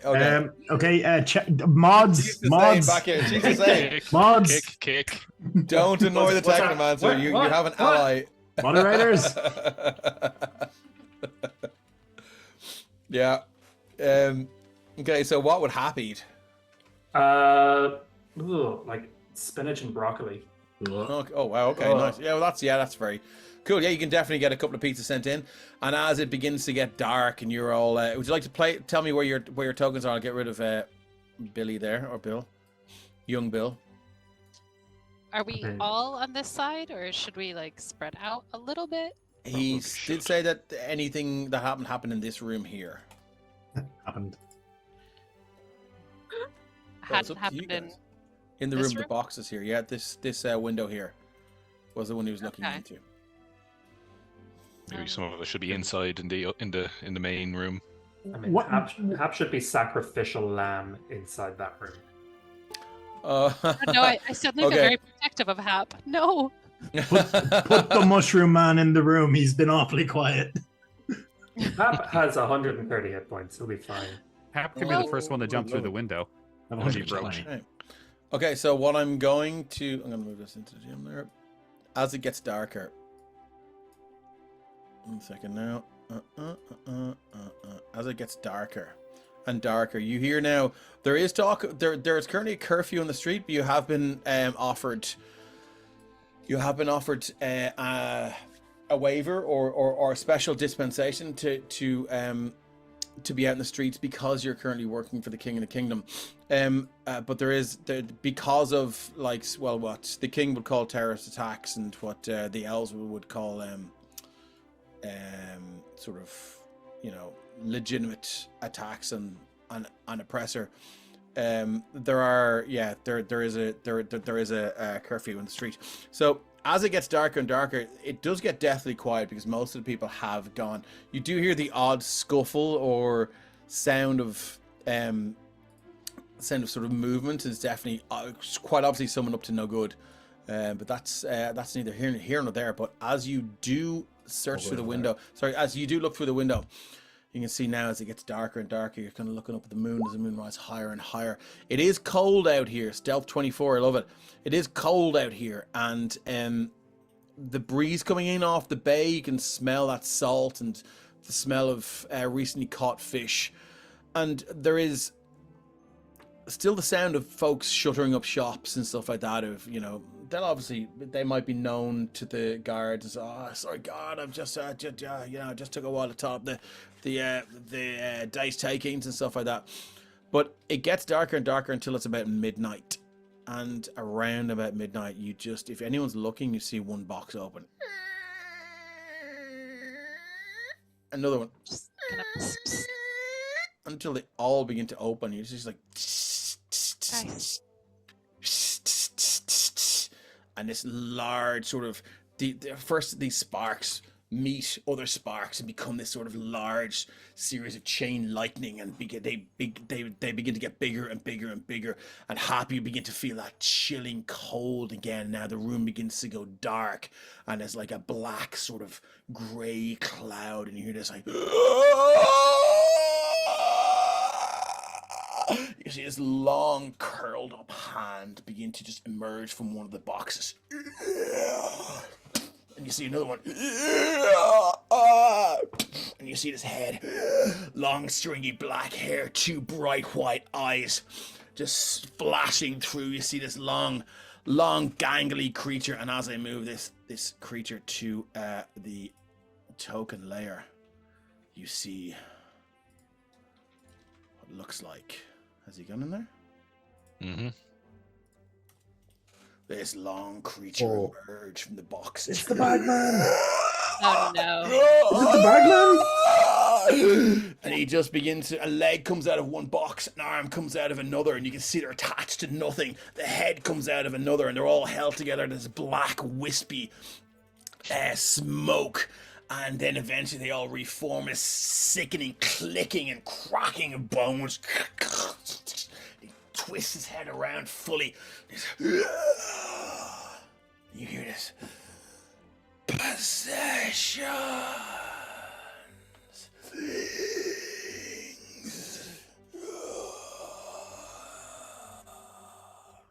And I think that's where we're going to take a break. Thanks everyone for sticking with us. Thanks for our messing around and our fucking shenanigans. That's what we do here in the Emerald Collective. We don't finish one shots in one. Hey now. I think we're on track to maybe do this one in one shot. And I do believe we'll have our good friend John, who is going to join us. I think maybe audio only. I'm not sure because he's having a hard time with the video, but we'll figure that out during the break. We love you all. Thanks for sticking with us for this part one of this one shot on the Emerald Collective, the Jeweller, which I was forced to write in record time. And we will see you on the other side. And quite possibly the other side, if they follow the Bagman back home.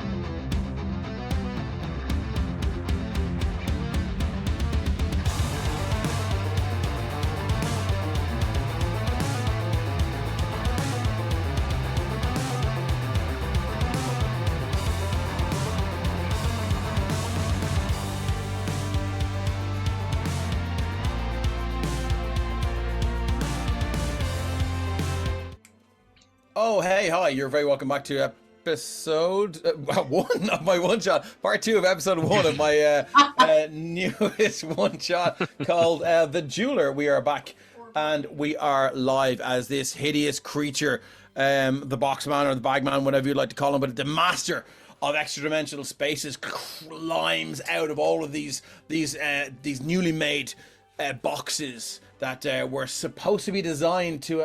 Phonosaurus! Thank you very much for the sub. Who would you like to give your inspiration to? Would you like to give it to the Bagman? Would you like to give it to the Bagman? Yes. Lumber and Paddy, episode 54 of my one-shot.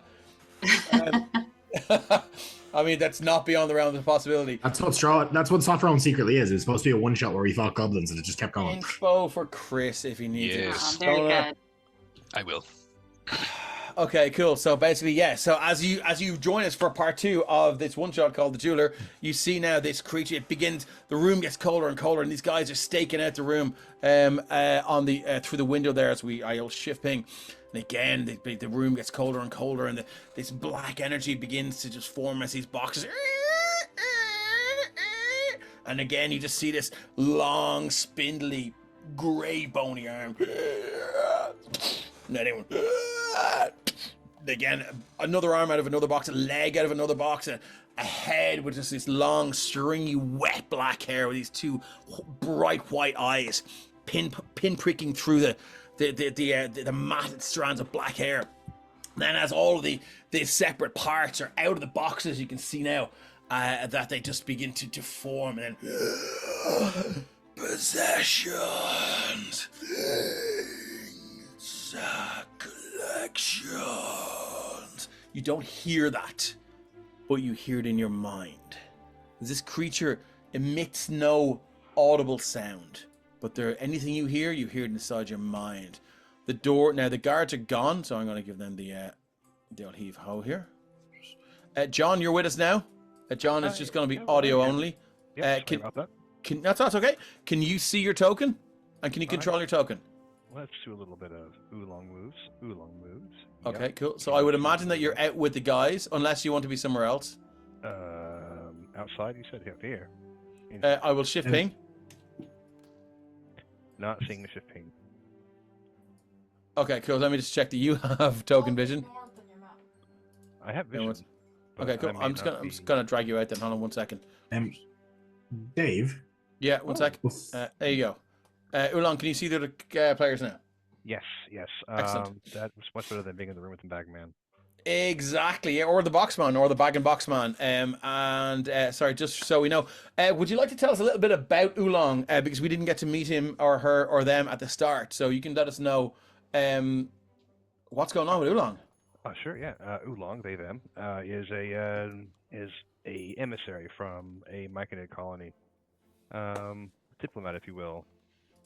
Hasn't quite figured out this whole speaking thing, so he communicates through a series of interpretive dance and bird calls from his staff of bird calls. He is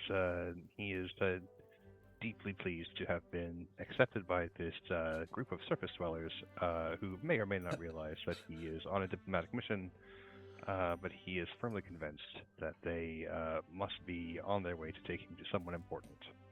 Take me to your leader. This is amazing. I love Oolong already. Okay, so Oolong, yeah, you will maybe sort of climbing up on the roof there, looking through. You can see this creature now beginning to just like rifle through. And curiously, the first thing it does is like look underneath this carpet, and you can see now it looks very, very, very sort of. If this thing had happy body language, you could see that his shoulders begin to like chuckle as it finds some sort of hidden crevice or receptacle beneath the carpet, and it just rips it up, and you can see now it's holding in its hand things, possession. Good thing I took those potions. And then Hap, Yes. you look through, you see looking down, he stops.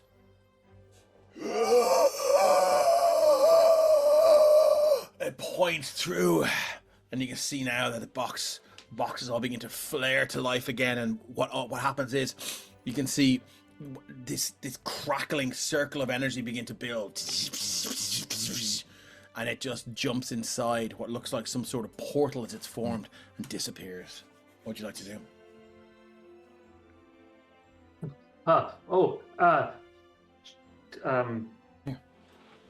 I jump in the. Can I try and jump into the portal? You absolutely can. Yes. Oh my god! Yes. What happened? Dave, as he's doing that, because that's what I was trying to say when we see this, can I use my an action to cast this on Hap?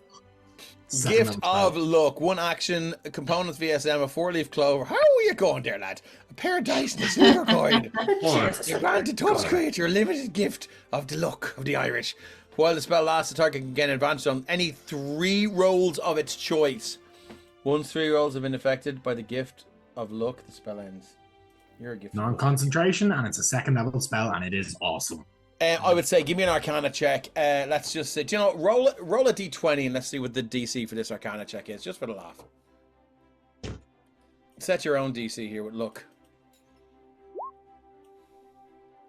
Oh, you're gonna have to beat that, buddy. 7's a lucky number. 7 is the DC. Yeah, it is. 7 is the lucky number. You can do this, buddy. You can do it. What? Are you kidding? Oh. Boon. I'm using the boon. Do I not have any boon? I swear I got a boon earlier. motherfucker. I swear I got one earlier. Oh, no. Okay, but like... It's good to be Wow. back. Yeah, right. Yeah. Are we burning the spell then? Or because I feel like I have to be able to touch him to do it. If I can't touch him, the spell isn't used. Oh, buddy, I'm afraid you wasted a spell slot. That was mean, Dice Dave. That was God. cruel. Can you change the target? Yeah, What's can I that? change the...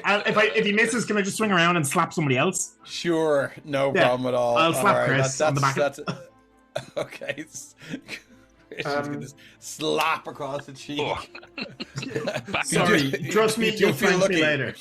Hap. For those in the know, there's a blue light. There's a faint blue light surrounding Chris.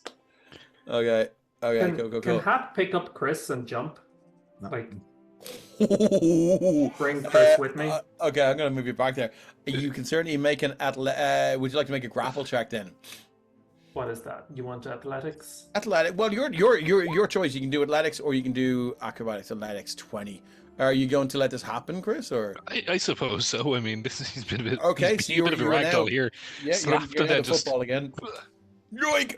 Okay, so happen, Chris. I'm gonna move you over. Sorry, Chris, you're the closest to Hap Yeah. when he jumped. I'm gonna move you over. Oh, I'm coming after. Okay, cool. So what I'm gonna do is I'm gonna move you over. Only 2 people are gonna see this, and our viewers are gonna see this as well. Hap is once again. Oh no, I've got you. Yeah. Okay, Yep, cool. got it there. It'll just take a second to load. Thought I was Whoa. blind, but I'm. Yeah. Wow. Oh god, I've got 2. We got 4. My god, 2 of you each. Let's get rid of. Hold on, stop moving 1 second. Sorry. Oh No. god, guys, what's going on? Not doing that. Okay, go. nothing. What the fuck is going on? Please. Oh, okay. This is weird. Okay, delete. Yeah. Ah. What's going on, lads? Hap. This is very strange. You know what I'm gonna do? I'm gonna do a refresher. This is the bagman. You better believe it, buddy. The bag and box man. It's like the rag and bone. Man. Dragon Bone Man. Yeah. He's not a bard. Aril. Okay, cool. So where are we? What have we got here? I'm just going to drag you in from the thing here. Do you know what I'm going to Would never be like the bagman to show up on a Friday night. Trouble for that, buddy. Okay, I'm gonna go. There we go. So copy and paste. Command C. Back over, and hopefully our viewers on Twitch can see. Boop. No, because I'm gonna drop them in. There we go. Hey. Mm-hmm. There's no vision on Twitch, Dave. Don't worry. It will just take a second, buddy. There we go. So as you fair. 2 land, that music is shit, but we'll worry about that later. As you 2 land here now, you just run through the portal. So Hap, you grab up Chris like underneath like a football, American football or rugby ball. And you run through, and for a split second, Hap and hello, Mateus. You're very welcome in. So hi, hello. Sorry, I'm not paying attention to chat as much as I normally do. Apologies. You're very welcome along.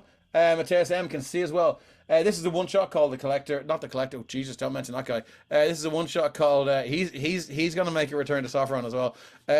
This is a one-shot called The Jeweller, and they're investigating the disappearance of of a jeweler, funnily enough, and we've just found ourselves in bag space. So as you guys run through this portal, you are first thing, Hap. You reflexively hold your breath as you just run through.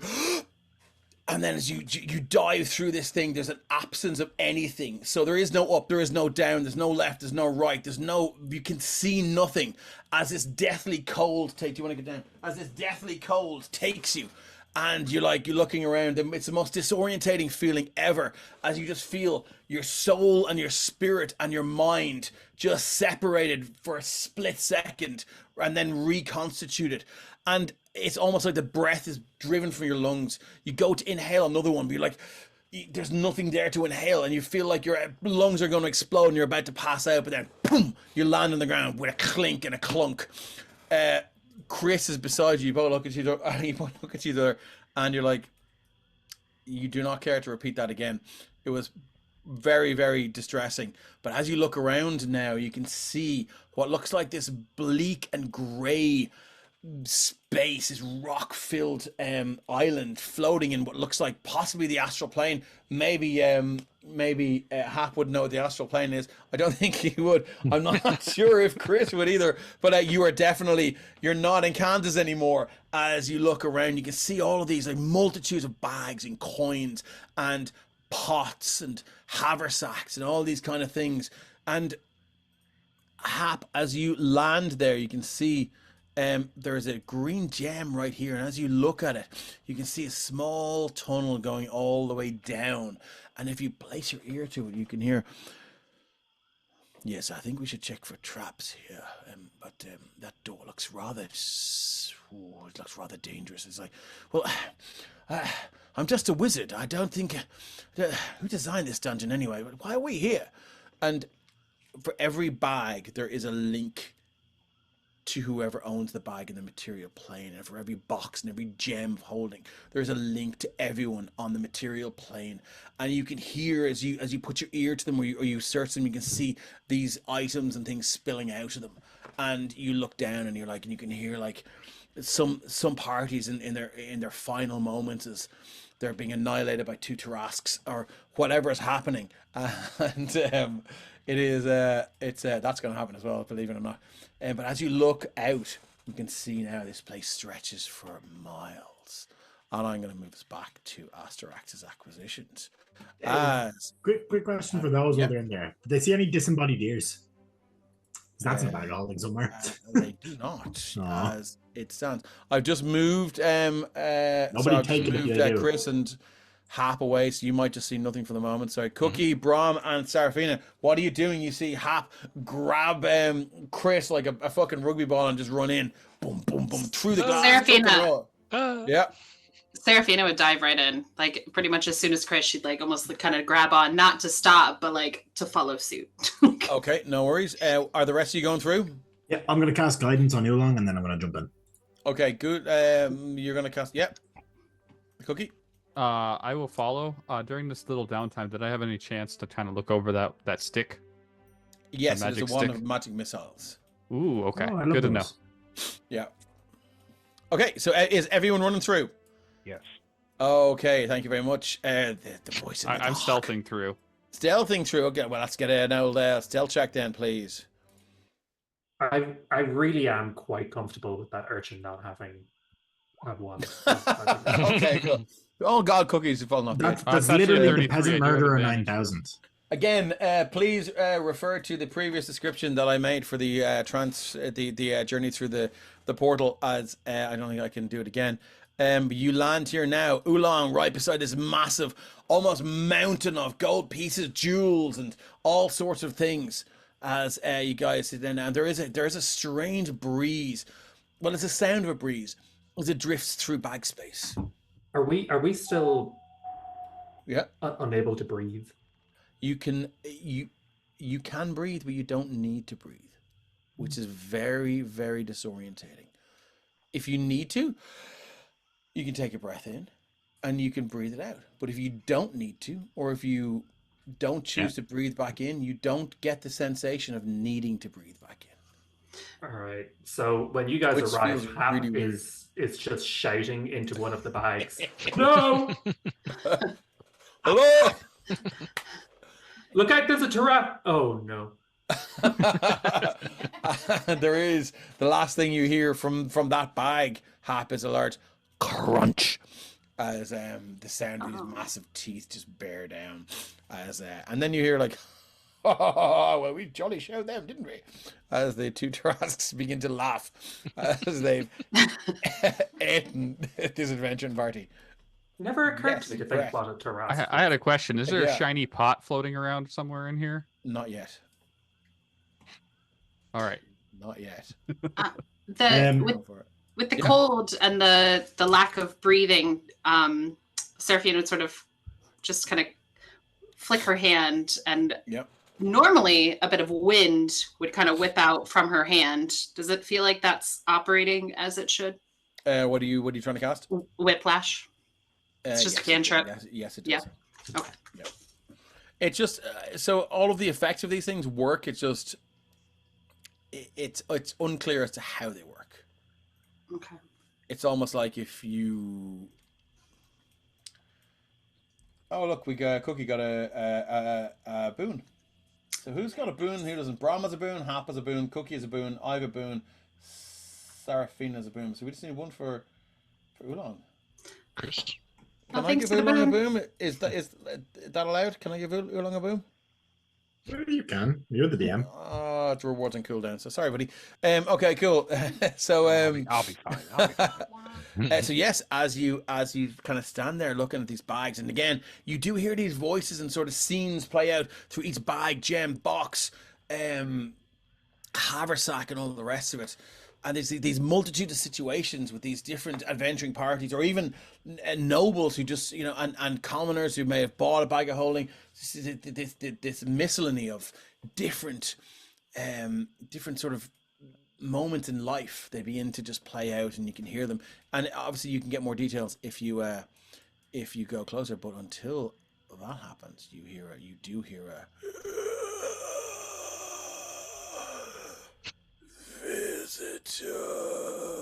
Visitors, things, possessions.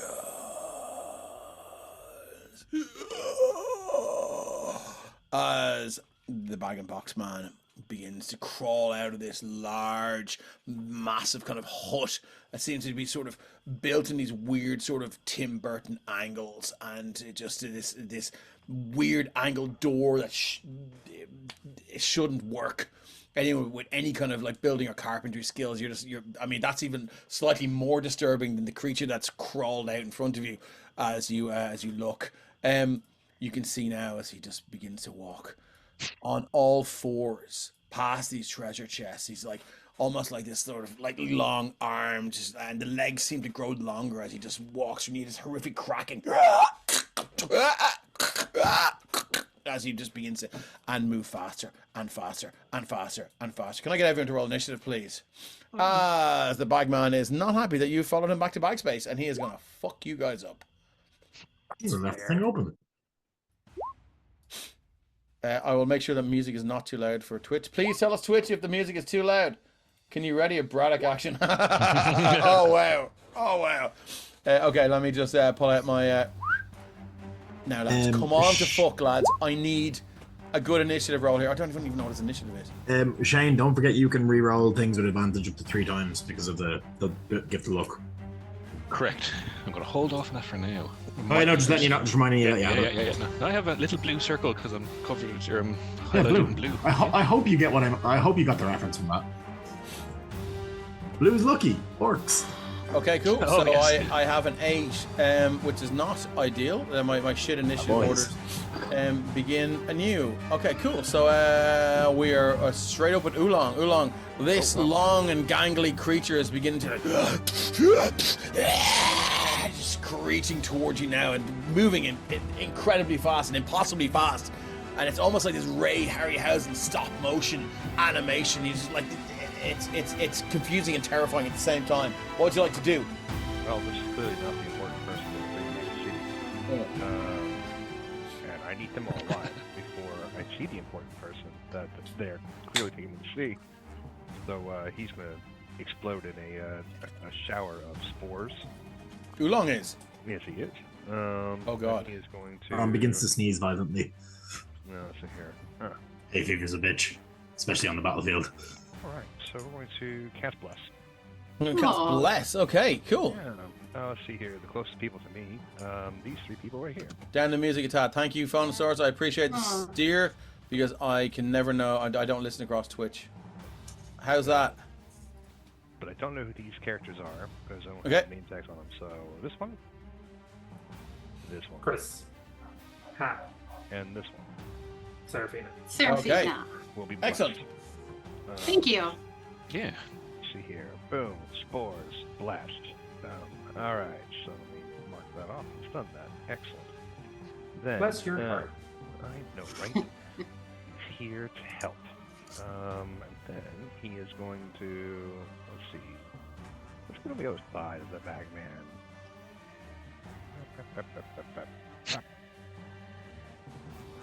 Batman seemed to have like really long arms. He really does. Does I'm picking up what you're putting down there, buddy. So yeah. Absolutely, totally get why you're moving that arrow. Well, let's get on top of that. Okay, that's some fucking serious movement that Oolong has. Yep, 50 feet. Whoa, skittish. So he Wow. will make his way over here. What does it look like when, how big is Oolong, and what does it look like when he moves? Oolong is a medium-sized mushroom person, but he's just a stalk, right? Has really crude arms, so it's really a whole bunch of like extensions of the mycelium below him. Like if you were to like zoom in, it'd be like little centipede legs, only it's mycelium. Some might say that the ground is pulling him across, or he's gliding across. Love it it. might be a bit unsettling for people who actually have legs and move themselves through lumbering in space. My games are always better when you're in them, John. I love it. Always. Anything else Oolong would like to do? I think that's going to be everything he can do at the moment. He is going he's going to spore and skitter. Spore and Skitter. We have Seraphina. You're up next. What would you like to do? The Bagman is now rushing towards you. These extended and distended long arms and legs, and it's like these bright white eyes and a scream. She's gonna take a note after the little mushroom guy there. Mm-hmm. Kind of start running this way. I don't want to frighten anyone, but we're currently 5th in D&D Twitch right now on the world. So well done, everyone. Seraphina's like taking a hard left. Yeah. We all have a lot of magic items on us, so. And he loves things. I know, and I like my things. So, sorry guys. Okay. Oh gosh, he was doing a lot of lightning earlier, which kind of, I kind of like that. I like lightning. But instead, she's going to roll her arms together, and as she does that, she forms a sphere of fire, if you will, and hurls it towards him. A sphere of fire. So you didn't pick fireball, but you picked sphere of fire. Sounds like an orb. Well, Fire. flaming sphere, if you will. Orb of fire. You picked Fireball's shitty little brother instead. I know I did, but I can move it, and it's I could do lightning bolt, but I'm afraid lightning won't do anything. This is like spicy football. Just try not hit the bag of holdings, because I know Dave, and Dave will be like, hey, guess what? Remember that one shot? All your shit's gone. Well, that's another thing. I can kind of control this a bit better.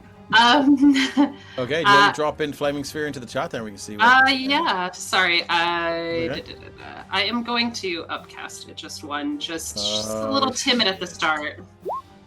Just a little bit. So that is a DC 17 dexterity.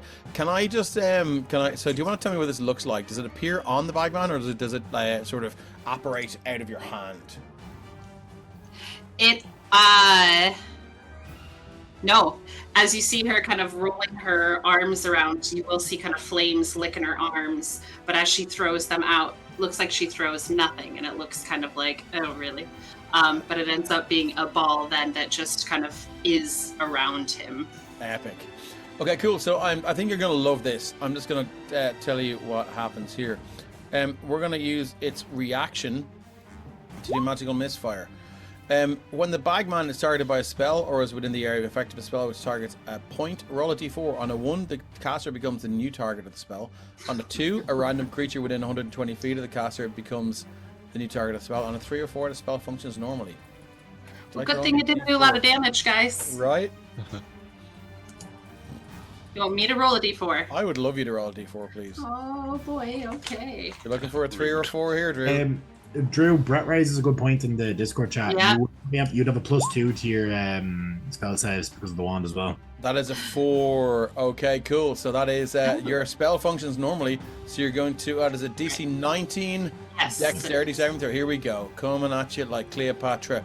Here comes my dexterity save. I got +10 on this motherfucker. Dexy boy. How'd you like them apples? 29. Okay, good to know. How does that taste? So good. Still does half damage. So what's the damage? It's 10 down to 5, right? Uh-huh. Okay, cool. As you see this flaming sphere begin to sort of apparate and appear on top of this creature, he does sort of seem to swat at it, almost absent-mindedly. It doesn't seem to overly bother him, and with the distance you have between you and the bagman, it almost seems like a reflex or something like that. He doesn't seem too bothered by it. But for game mechanics, because you're going to need this sort of metagaming stuff, he will always use this on the first spell, casting when his reaction recharges. So that's a little bit of. I wouldn't give that to you if you didn't need it, okay? Because this guy is fucking crazy. So, with a save like 29. Anyway, Seraphina, how are you feeling about that? I'm so done. Well, you did the first like 5 points of damage on the bag and box man. So, I mean that's good, isn't it? Hey, look, I heard him. Yeah. You did. Now, Drew, you're gonna need to hold down the burn spell. If that's it for Seraphina, we're gonna move to Hap. That is concentration, right? Yeah. Okay, cool. Hap, what would you like to do? All right. Okay. First things, I chose barbarian because like I'm not very good at knowing how D&D works, and I've already messed up with. You're killing it so far. So apparently I got an advantage on initiative, but who cares? Oh, well, roll again if you want to roll again. I mean, like you're already second. I think that's quite good. I think that's pretty good, isn't it? Yeah. Hap, lovely little Hap, is the mask of sanity is going to slip slightly, as he just psychologically breaks and starts foaming at the mouth. This is Hap's rage. He's gonna rage. What is it? Is this? So Hap seems like a lovely, gentle creature. Yeah, I mean, what happens? Mostly he is, but he's actually cursed. He's actually an awful, horrible creature. He was reared. He was reared by gnolls, and yeah, he was reared by a pack of gnolls, and acted like a pack of gnolls until he was cursed by a Vistani witch. They're in my world. To always be kind, except for when he really shouldn't be kind, and this is one of those situations. So, yeah. Okay. He's going feral. He begins to foam with the mouth. Beast mode. Wow. Okay. Cool. So we've got a rage going here, and he's going straight for the bagman. Yeah. Oh fuck. Okay. So what have we got? All right. So I'm going to first of all rage. How do I do that?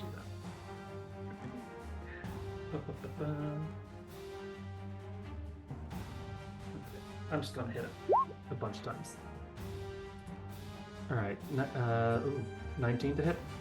19 to hit, as is my tradition. I will always tell you the AC of the creature once you hit it, and its AC is 19. It's natural armor, so the bag and box man's AC is 19.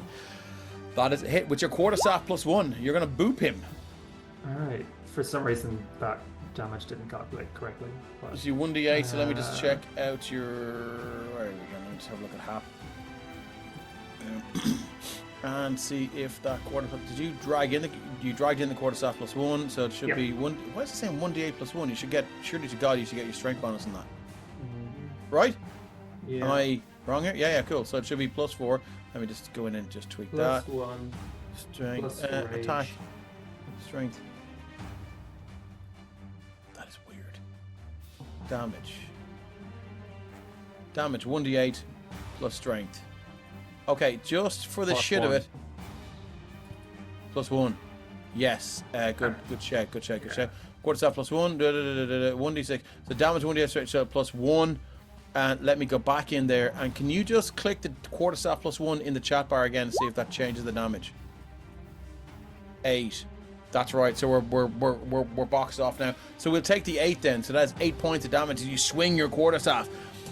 This creature has a lot of hit points. Sorry, 1 second now. Might take a while.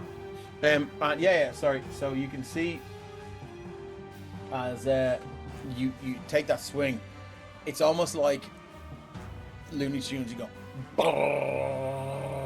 and you feel it. You do a bit of damage, but it's not great. You feel that it kind of looks around. The head twists 180 degrees.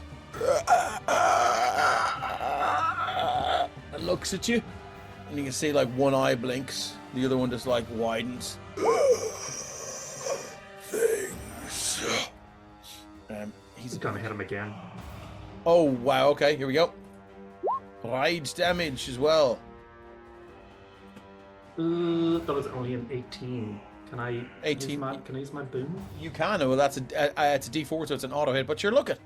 Roll a D4 as well for the crack of it. Hap, where's your? Do you have your rage? Let's click your rage damage design. It should be working. Why is your rage damage not working? Might be a global damage modifier. It is a global damage modifier. It's damage 3. That's weird. Let me just go to your damage here.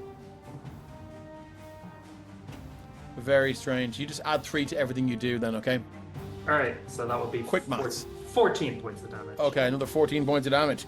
As you take another swing and it cracks off the side of this creature's head, and you can see now just a slight, very, very, very slight bruise begins to form. It looks down at you again now. It's towering over you, and it almost like walks forward, and it forms this like this demonic fleshy tent over you as it leans over you now, and you can see your companion. You look over your shoulder and see your companion is looking very worried. Anything else you'd like to do? Nope, that's it. Okay, moving on to Cookie. Cookie, what have you got? All right, this is going to be some stuff. Before we go too far, what is the lighting in here? Is this like dim lighting in here? It's all dim lighting, yeah. Perfect. I love it. All right, Cookie's going to run up to this guy. No. What? What? What? You said it. I did. So Cookie's going to run up to here, and since it was roaring at us, he's going to let out his own little roar for the squeak, and inspire his allies with his Germanic roar. Germanic roar. Germanic roar. The dramatic roar. Draconic cry. There we go. Draconic cry. Love it. It's bonus action that cry at your enemies within 10 feet of you until the start of your next turn. You and your allies have an advantage on attack rolls against any of those enemies who could hear you. So I would argue that everyone can hear you. You can use this thread a number of times equal to your proficiency bonus. Lovely. Okay, cool. So what does your draconic cry sound like? Is it a squeak or is it a real cry? He was raised by a dragon, so it kind of models it after that. He tries to get real guttural with it. I don't want to break everybody's ears. There's no prestidigitation involved, that he's kind of faking it at all, or? Nope. Okay, he's got good deception, good so... Okay, cool. All right. After that, he's going to pull out a slightly glowing sword and a shiny sword and stab it. Okay, roll hit. That is advantage. So that's a nat 20 for a 29. Okay, so this is so he's engaged with an ally. So I believe you're going to get double sneak attack bonus with this. Yep. Okay, let's see what you got, buddy. Hoping this rolls right. He's used his reaction. Holy shit. That's 23. A lot of dice. That's 46 plus 12, 58 points of damage. Jesus fuck. Okay, so reactions, bonus actions, nothing I can do until it's my turn. Yeah, okay, he's pissed. That hurts. Now that one hurts. So it's 58 points of damage. And because I have mobility, I am running off this way. Okay, so Phonosaurus is Booyah! Dragons! Redeem the boon. It's a map of giving Hap a boon. Is that it for Cookie? That's it for Cookie. He's running off. Okay. Anyway, yeah. Cool. All right, so moving on. Chris, what have you got? So Range, Chris just says you. yes. Yes. And he's just seen everybody just run past him and scatter. And here he is with his bow. So he's gonna, for the time being, stay where he is and start loosing arrows. Okay, cool. We can do that. We can do that. So with his AC 19. AC 19. Now I have advantage on these because of Because of Shane. Because of Cookie. Because of Cookie. Yeah. Yeah. And so I've got sharpshooter on these. And where is my button? Here is my button. 16. If you're using a sharpshooter, I'm also going to do a channel divinity and drop a war god's blessing on that. Can you do that as a reaction? Is that a reaction? It is, yeah. Drop it in there, and let's just for folks that aren't as savvy with the rules, we like to make everyone feel included here. At 6th level, when a creature within 30 feet of you makes an attack roll, you can use your reaction to grant a plus 10 to the roll using a channel divinity. You may use this choice after you see the roll, but before the DM says, well, we all know it. It's fine. So what does that look like, Brom? Yeah, so as he sees, it's like maybe, I don't know what Chris would be like, but maybe if he sees he seems to tremble slightly before knocking the arrow, or he notices that it's off at a weird angle, Brom just slams the butt of his spear down into the ground, and it's almost like this spectral flame just wafts out from him, just emboldening Chris there as Tempest's knowledge of war is bestowed upon him to kind of correct the shame. What does it feel like for Chris, physically? Well, he's been hot, he's been is it slapped. Cold. So I suppose just in the last, call it 30 seconds, he's been slapped across the face. He's been picked up like a rugby ball, goes through a portal, and now he's getting nudged into his shot being. He just corrected it. He's in a roller coaster here. He's just getting bounced left, right, and center. And I haven't used my luck yet, and I haven't used my boon yet. So I think we'll be okay. Listen, Shane. We have a dynamic Shane. I used to buff. I used to buff you. I'm going to keep that up. You keep buffing me. All right, here we go. Here's the damage, and it's so 10 points of sharpshooter damage plus 12, so 22 plus 3 acid damage for 25 points of... 25 points. Oh, damage. Let me just see how the bagman feels about acid. Saving throws. That skill, the vulnerabilities, damage resistances. I mean, no, you're going to take all of that. So what's that? It's 15? Yeah. No, 20 plus 10. 25. Sorry, 25, my bad. Yeah. Quick notes. Okay, that's his first shot. That's his first shot. So the arrow streaks through, and you see it just disappear between this long black mat of hair. And you swear it goes into the throat, but you don't hear any. Which is going. He does react, but there's not that satisfying of an arrow hitting a wall or a sternum or anything like that. Yeah, well, until we figure out what that means, he's going to keep shooting. Okay. I just kept blasting. Keep blasting. Right. Second attack, AC 19. That is a 27, which is a success. Yep. What have we got again? The same. That is 19. 19. Yeah, the arrow just sticks into the leg now. Shoots through. Splat into the leg. It looks down. It doesn't seem too bothered about it, but it does point at you. Cool. And then you the third attack. Yeah. Of course you do. Yes, of course I do, because I'm Shane. Yeah. Shane knows how to make a crunchy character. A 22. Also, Dibble for a great backstory, I might add as well. Not a one-trick pony. 22 is a hit. Yeah. So let me just push that button, and that is 23 points of damage total. Minus 23. I love it. Love your work. And again, the third arrow shoots through and just lodges with a wet squelch into the shoulder. Sorry, keep going. Yeah, and through and through, and you can see this arrow is just sitting there now. Doesn't seem to bother it, but it did flinch a little bit. Mm-hmm. And then he's going to use his bonus action, and one of his subclass features, and his subclass is the time knife from Cobalt Press. Okay. Yeah. And I will say that I haven't fully investigated all of these. I trust you guys not to break the game, but I also trust you guys to have some fucking great fun with it. Yeah. So Chris has an ability called Temporal Strike. I've stuck it in there. Wow. Whereas for your where's it gone? Time Blade. That's fucking awesome.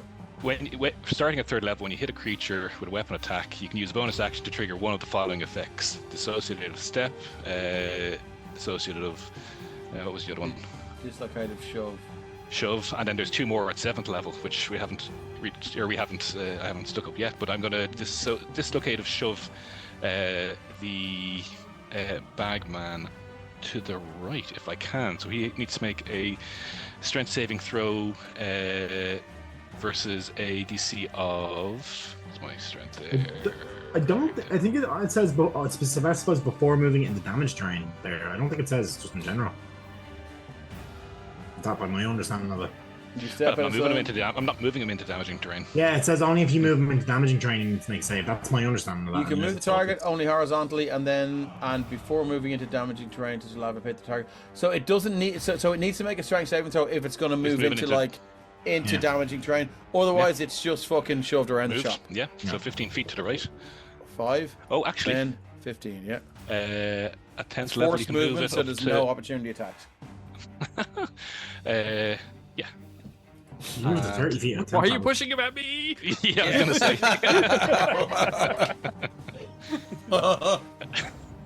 Bagman got a 1d4. Who gave me the fucking 1d4? Fona gave the Bagman 1d4 healing. Why? I love you, Fona. Fona, we don't even know if we've damaged it yet. That's the thing, yeah.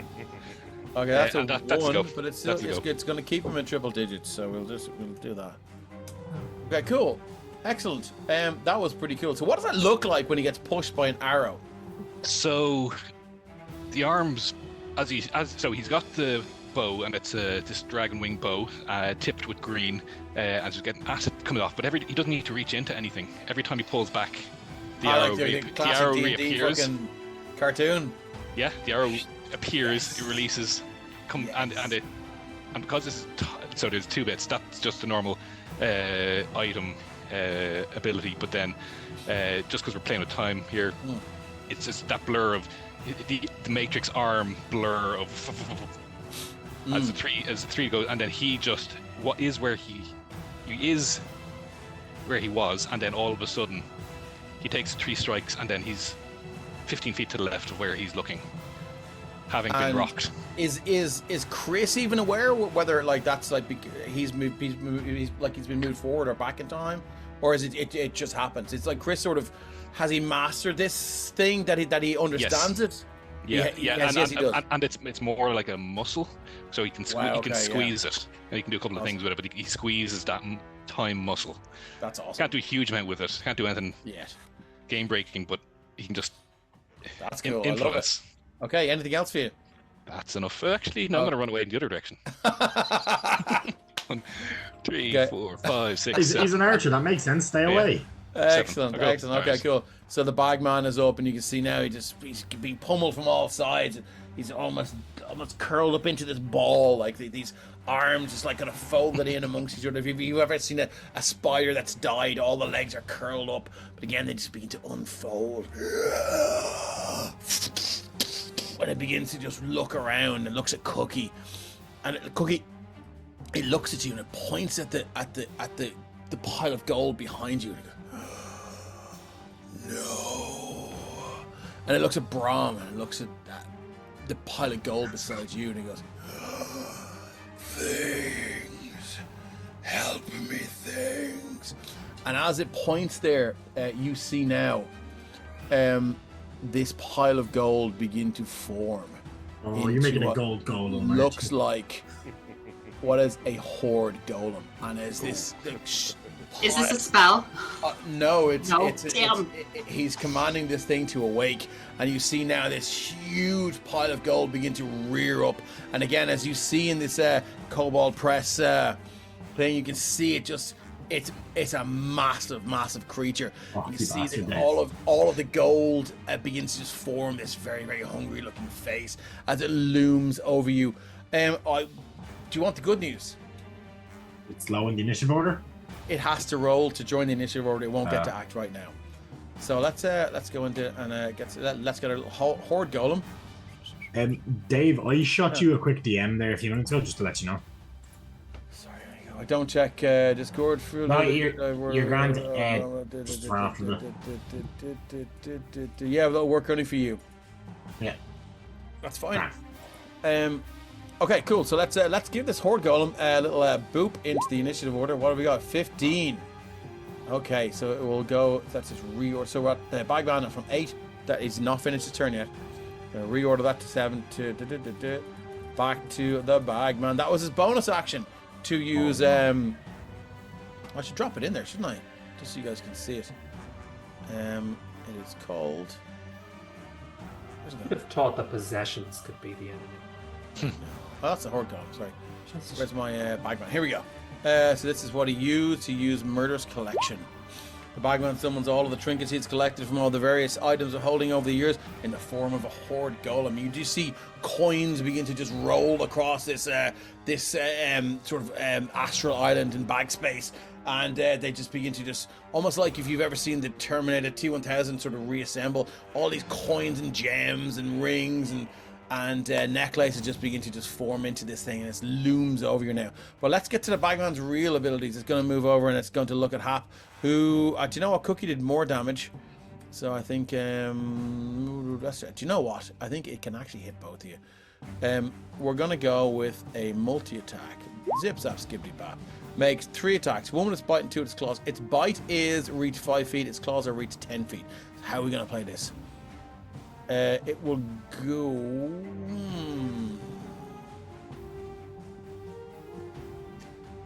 It's going to make 2 attacks with its claws against Cookie, and then it's going to move. Gets confused and bites itself. It's going to make 2 attacks with its claws. So, boop, boop. So we've got a 13 to 30. That hit? Yeah. Just barely. Yeah, okay. So you're going to take 2 points of slashing damage. I will and you're roll grappled out of one of those. Okay, cool. And then you're going to take another 12 points of slashing damage. So you are grappled for a DC 21. So 24 points of slashing damage. And you are now grappled. So you're going to take you with him. And he's going to move you over. Sorry, if I can get you both. He's going to move you both over to Hap. And Happy's going to... You see now, he brushes the hair back. Almost like an emo on camera. See the jaw distend down to its groin, and you see now this black expanse, this vacant hole, and these white spectral teeth begin to elongate as it reaches up and almost just tries to just bite your head off. What is your AC? 18. How are we feeling about an 18? Whoa. Because the other side, if he had advantage, was at 33. So you're going to take 20 points of damage. I have a question, though. Yeah. If I was 5 foot further away, would he still be able to bite me? Yes, but he would still use his movement to get you. Okay, but when he tries to attack me, I will use my reaction to try and move away, because I'm a Path of the Inner Eye barbarian. Can you drop that into chat then? And that is a good question. So if you, do you know what? I can open up your thing, and I go into Hap. So if you go down to where's the Path of the Inner Eye? What's the ability that you're using? It is Anticipatory Dance. Cycle Dodge. So if you just click the little speech bubble beside that, I'll get you in. Beating 6th level, when you are hit by an attack while raging, you can use your reaction to move 5 feet. If this movement takes you beyond the range of the attack misses instead. You can use this feature a number of times equal to your proficiency bonus. Fucking hell, Kermit. Yeah. So, what does your insightful dodge look like? As these huge spectral jaws lean in and crush down, you can see they're under the chin and they're above the head. This thing is about to bite your fucking head in half. What does this look like when you dodge it? There's a witch someplace far, far away whose third eye just opens up, and all of a sudden Hap is slightly just further away than the creature thought he was. Nice. Would you like to move yourself 5 feet to where you'd like to be so you can... Okay, excellent. Clonk. And the clack of these spectral teeth is sounds very physical. Clack. How many times can you use that now? Equal to proficiency bonus. Okay. Use important. Okay. Proficiency bonus. It is limited. Oh, that is cool. So they made this multi-attack. We've got claws. You use this bonus action to summon a murderous collection. Okay, cool. So I feel like that is all I can do. Brom, you're up. Well, you would be up, buddy, unless it's going to take a legendary action, which is about to happen right now. Oh. Yeah, the bagman stares. Okay, so let's just click a little fractured mind there. The bagman stares into the eyes of a creature you can see within 30 feet. The creature receives horrifying visions of the bagman's own memories. Must succeed on a DC 20 charisma saving throw. On a fail save, the creature takes 33 points of damage. Sorry, 60-10 psychic damage and is stunned for a minute. Creature can repeat the saving throw at the end of each of its turns, ending the effect on itself on a success. This ability will recharge on a 5 or 6 and a D6. I will say that if the stunned person takes damage, they will be unstunned. If someone wants to use their action to unstun somebody, they can do that as well. But let me just double check here now. I'm 35 feet away.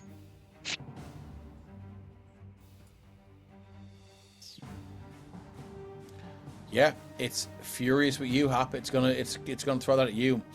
Bring it on! So I need a DC 20 charisma saving throw, please.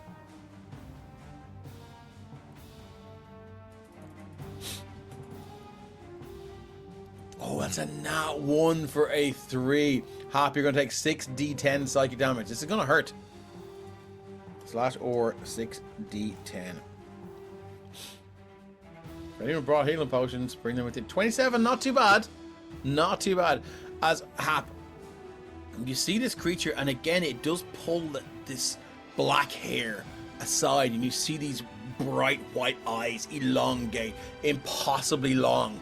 As you can see now, just it's almost like the eye sockets just become these huge oval egg-like things, and you can see now the pupils just diminish into this singular like black point. You hear like this scene play out in your head. Oh, you fool! Why would you? Should never have come here. We should never have come here. They're right outside the door. They're right outside the door. Ah, fuck.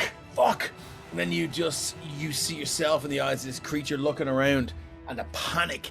It's like a steel ball of hot lead in your stomach. The panic hits you. Like, I'm not supposed to die like this. I'm not supposed to die like this. You look around and you look down to your hip and you see this bag. You find yourself shouting, "Somebody steal the door! Steal the door! Close it!" And then as all of your party's attention is diverted towards the door, you just push one hand into this bag. Instead of thinking of an item that you would normally pull from the thing, you just think of escape. You think of help. You think of anything but here, and your hand goes in, and the bag begins to elongate and grow, and your eyes widens. You smell this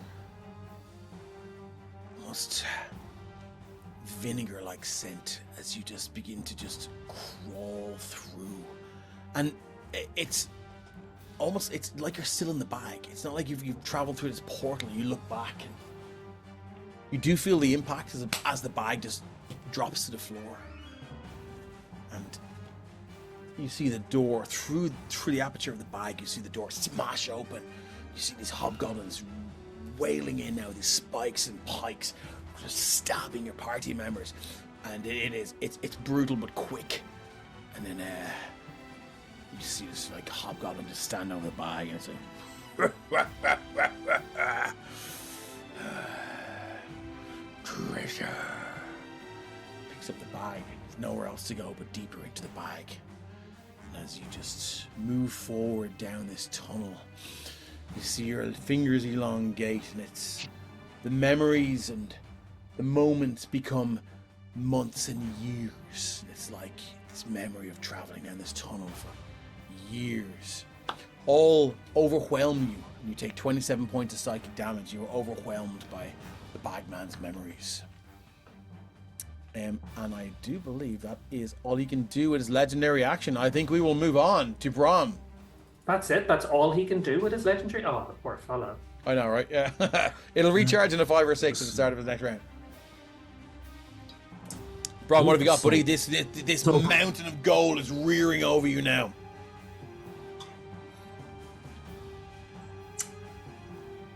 No, I'm not gonna do that. That's not fun. That's not as fun. No, I'm gonna do this.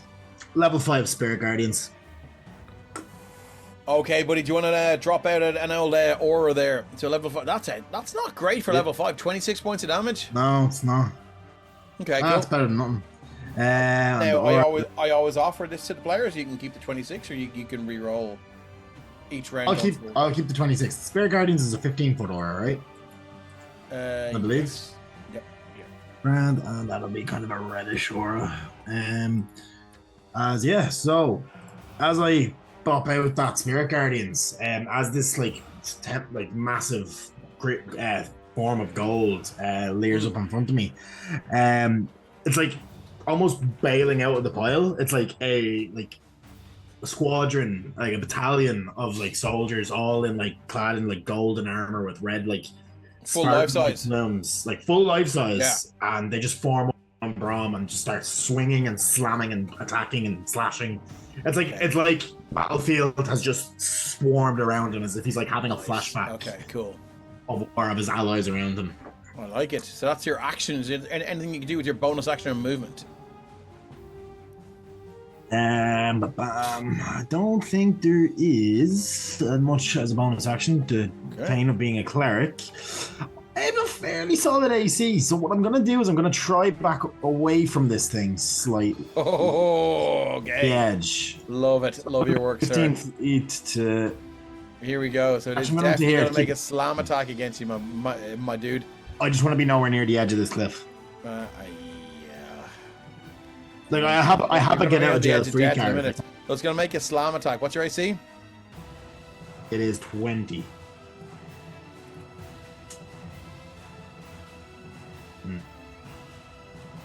The sound of Rapper Gamer and Chas is licking. The sound of this is like almost like someone's emptied out a purse full of coins. That's what it sounds like when this thing moves and takes a swing at you. You're just like, but it is too slow and lumbering and ponderous to land any real damage upon you. As Brom, you are heightened by the adrenaline of battle. You just say you've seen this too many times with these huge creatures and their slow movements. You just manage to duck underneath it, tuck into a roll, and just pop up and run away. Alright, could I get that wisdom save from that thing as it had entered the thing? Yeah. It's Here we go. in. Let's see how it feels about wisdom saves. Oh, that's not good. That is not good. I didn't imagine gold would be very wise now. I'm not very wise with gold either, so... Okay, here's a wisdom saving throw. I got +0 on this. You know, I feel like it's a -0. That's a 5, so it's going to take all of that damage. 26, yeah. 26 points of radiant damage. Yeah, that's going to do it. It will certainly... It doesn't seem to react as it's a construct. But yeah, it looks... Yeah, you've done some damage. Is that it for you? Yeah, it's just chunked out a bunch of gold out of it. Yeah, I have moved 15 feet. I'm going to keep going. I want to try to keep this thing in the aura. But actually, it's probably going to follow me, so... It sure is, buddy. Yeah, so I'm actually going to... I've moved 10 feet, so I'm going to keep going on. Okay. One sec. Treasure. Lovely. And I'm also going to get the bagman into that 15 feet. Okay, so it'll be a wisdom saving throw on his Wisdom turn save as well, yeah. Moving on. Yeah, Oolong, it's what when have they you got, first buddy? enter. It's when the spell description is when they first enter, and then again on subsequent turns. You can designate when the creature enters the area for the first time. Oh, on its turn or starts turn there. Sorry, that is completely wrong. That thing hasn't taken its damage yet. Yeah, that's my bad. It's fine. Let's just leave it there. Yeah, I mean, yeah, the odds are stacked against you, buddy. So yeah, happy to throw you that bone. I always misunderstand that thing. It works differently. That's okay. That's okay. Oolong, you're up, buddy. What's up? All right. That was some mushroom stuff, right? Treasure golem. Treasure golem. Wow. Can you turn up your mic, or can you get closer to your mic? It's just a little bit hard to hear you. Can you hear me now? Just about, yeah. Oh, Jesus. Well, it's okay. Here we go. Mushroom What do we got? power. Here we go. We're gonna run in there and. Mushroom. Okay, so we're gonna start with the first attack with a slap with a quarterstaff here. Holy shit, he's straight in there. No kissing. 28 to hit. Whack. Is a hit. Yeah. Okay, 9 points of whack damage. And if our good friend, the boxback man, could roll a Constitution saving throw against stun, please. Oh, stun. Oh, you motherfucker. So -9, you will do that. It's a Constitution saving throw, you say, sir? It is a con. DC 18. 10. Whoops. Alright, so I will spend that key point to stun him. I'm gonna drop a legendary resistance under there, but he's 3 of those, so he's gonna make that save. That's fine. I mean, that's the second best thing that could happen. And then he's going to mycelium him in that void hole of his with a little bit of wow. Oh, no, I'm sorry, 19 hits. Yep. It is 26 actually. Oh, sorry, 26. Yeah. Ooh, even better. 14 points of mycelium damage. He will mycelium. Well, he's mycelium. This. Straight in the void. You know what we're gonna do? Let's right in the void. Spend another key. Why not to do it twice more? You can do another stunning strike. No. Okay. We're gonna do flurry of blows. Flurry of blows. Yeah. Pow. Okay, so 21 and it's 16. Yeah, 21 will hit, 16 won't. Fantastic. Another 10 points of bludgeoning damage. Yeah, there's this like sickening wet squelch, and there is this like sort of cold, moist film that is on this creature. As you hit it, your hands come away, and it's almost like it's almost like this thin film of milky liquid just pulls away with you, and you just feel your hands are just kind of like coated now in this. Yeah, film is a lovely word, Kermit, isn't it? I love your reaction there, buddy. Yeah, it's like, that's exactly what it feels like. It's cold, and it almost snaps back in your hand, and it feels disgusting. Very gross. That will fill him with perfect calm. Look at that. Alright, so he'll get his perfect calm, and he will have advantage on what's he throws choice till the end of the next turn. And I think what has happened, because let's see here. Oh, Cookie and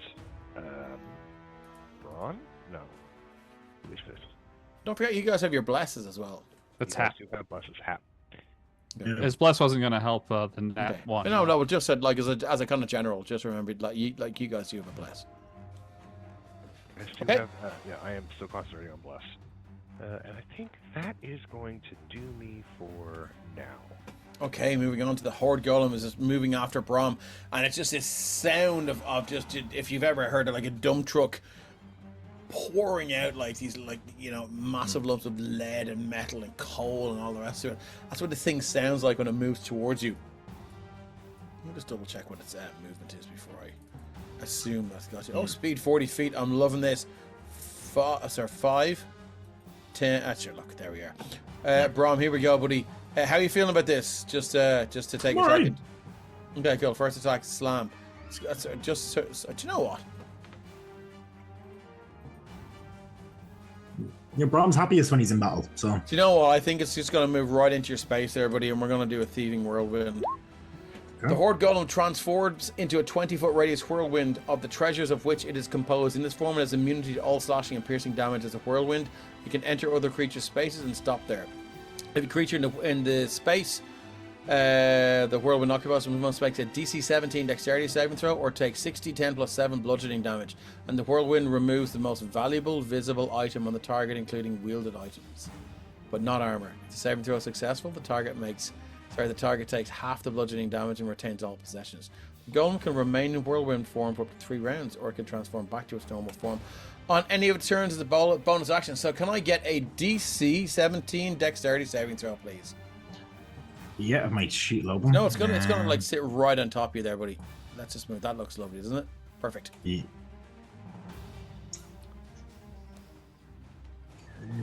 Now, sorry, Dave. This is just really doing my head in. It just does the D20 It's okay. jump. No worries. I think we shall not use jump gate going forward. That is a 7. Unfortunately, you're gonna take. No, I'm gonna take that. I don't have an inspo. Yeah. Okay, so here we go. 60 10 plus 7. Slash war.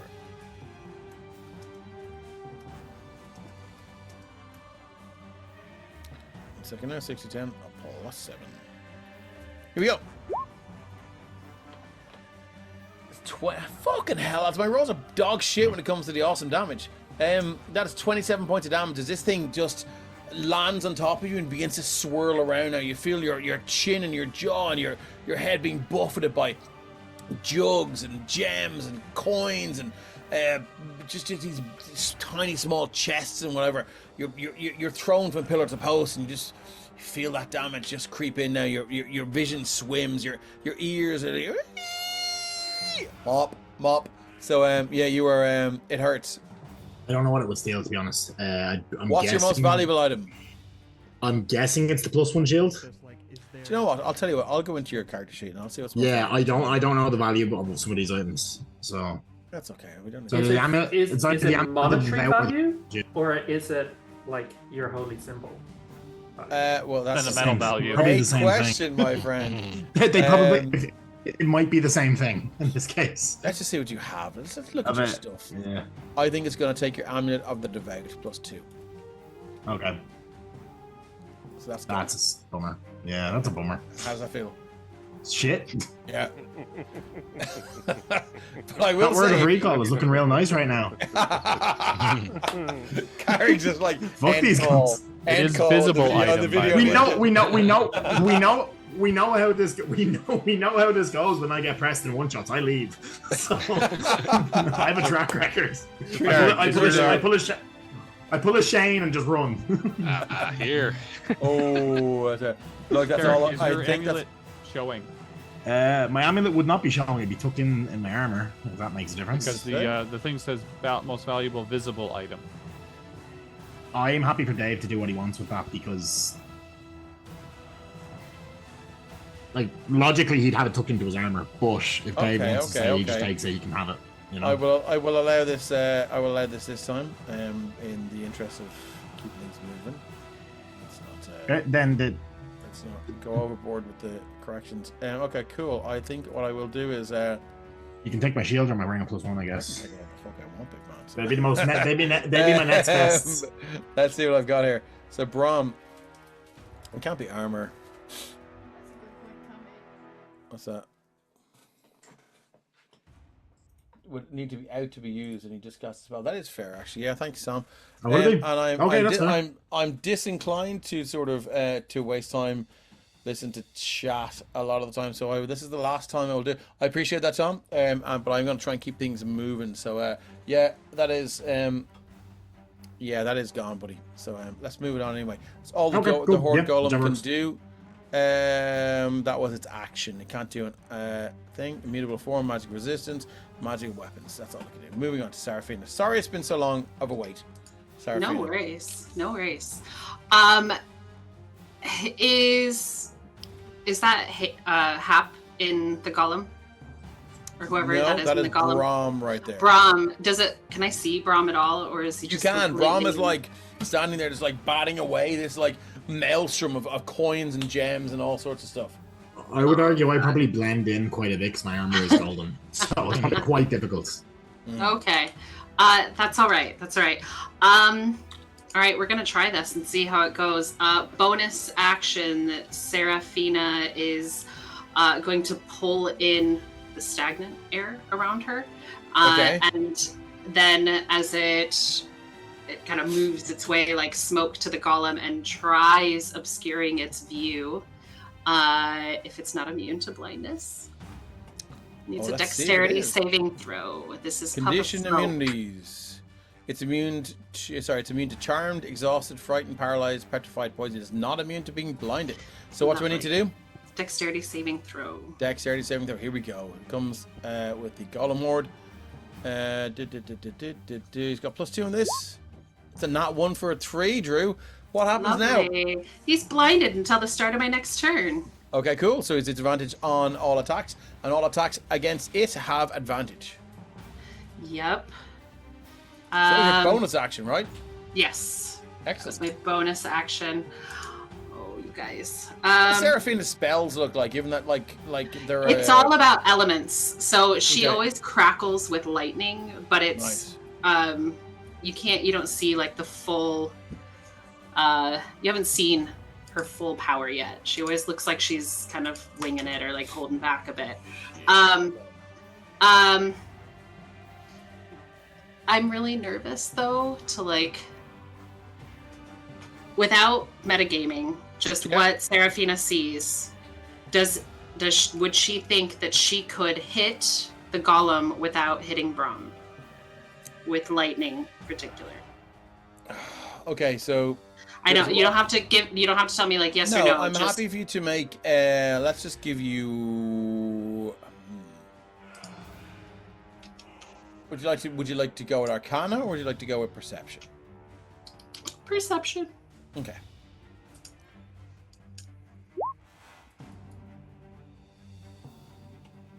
$17. There's a lot of copper in there.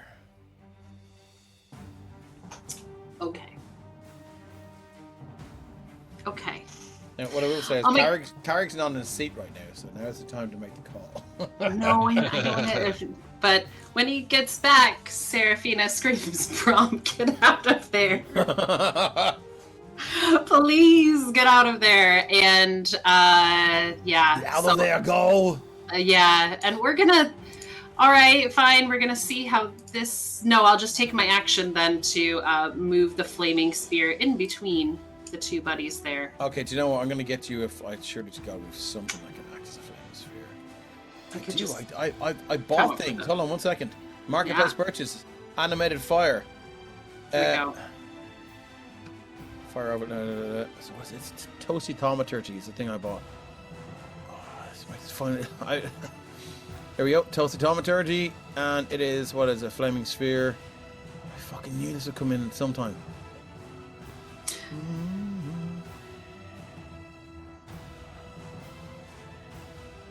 Let's just grab this in here. And I'm actually gonna... You can move that around. Yeah, I'm actually not gonna throw it into the bagman then. Cool. It's gonna, like... Unless I have to do it in a straight line. I'm sorry, guys. That's okay. You can do it from wherever you want. So it's like, where is it now? It was over... Okay, cool. So if you... I don't have control of it. It was... Hold on. 1 second. There. Hang on a second now. I should give you control of it. Is a bonus action? No, it just says I can move it up to 30 feet. It's 5, 10, 15, 20. All right. I will just move it here and kind of slide. No? Nope. Okay, cool. All right. No worries. So I'm just going to move it there, and slam it into the golem and hope that, the flames don't hurt poor Brom there. Okay, cool. So what's the roll I need to make? Well, it fails it, doesn't it? Or is it disadvantage? And can't make or disadvantage. Is it disadvantage? You automatically fail ability cool. checks. Roll So that's damage. required. That's ability checks, though. Yeah. Not saving throw. So drop in the spell then. Yep. Oh my god, sorry. It's okay. It's just a 3d6. So unless you want so it's a dexterity saving throw. Dexterity saving. Cool. Yeah. need. There we go. Golem Horde. Dexterity saving throw. It's got +2 on this. DC. Oh my god, lads! Another natural 1. What the fuck is going on here? Okay, so how much damage is it going to take? 12. 12.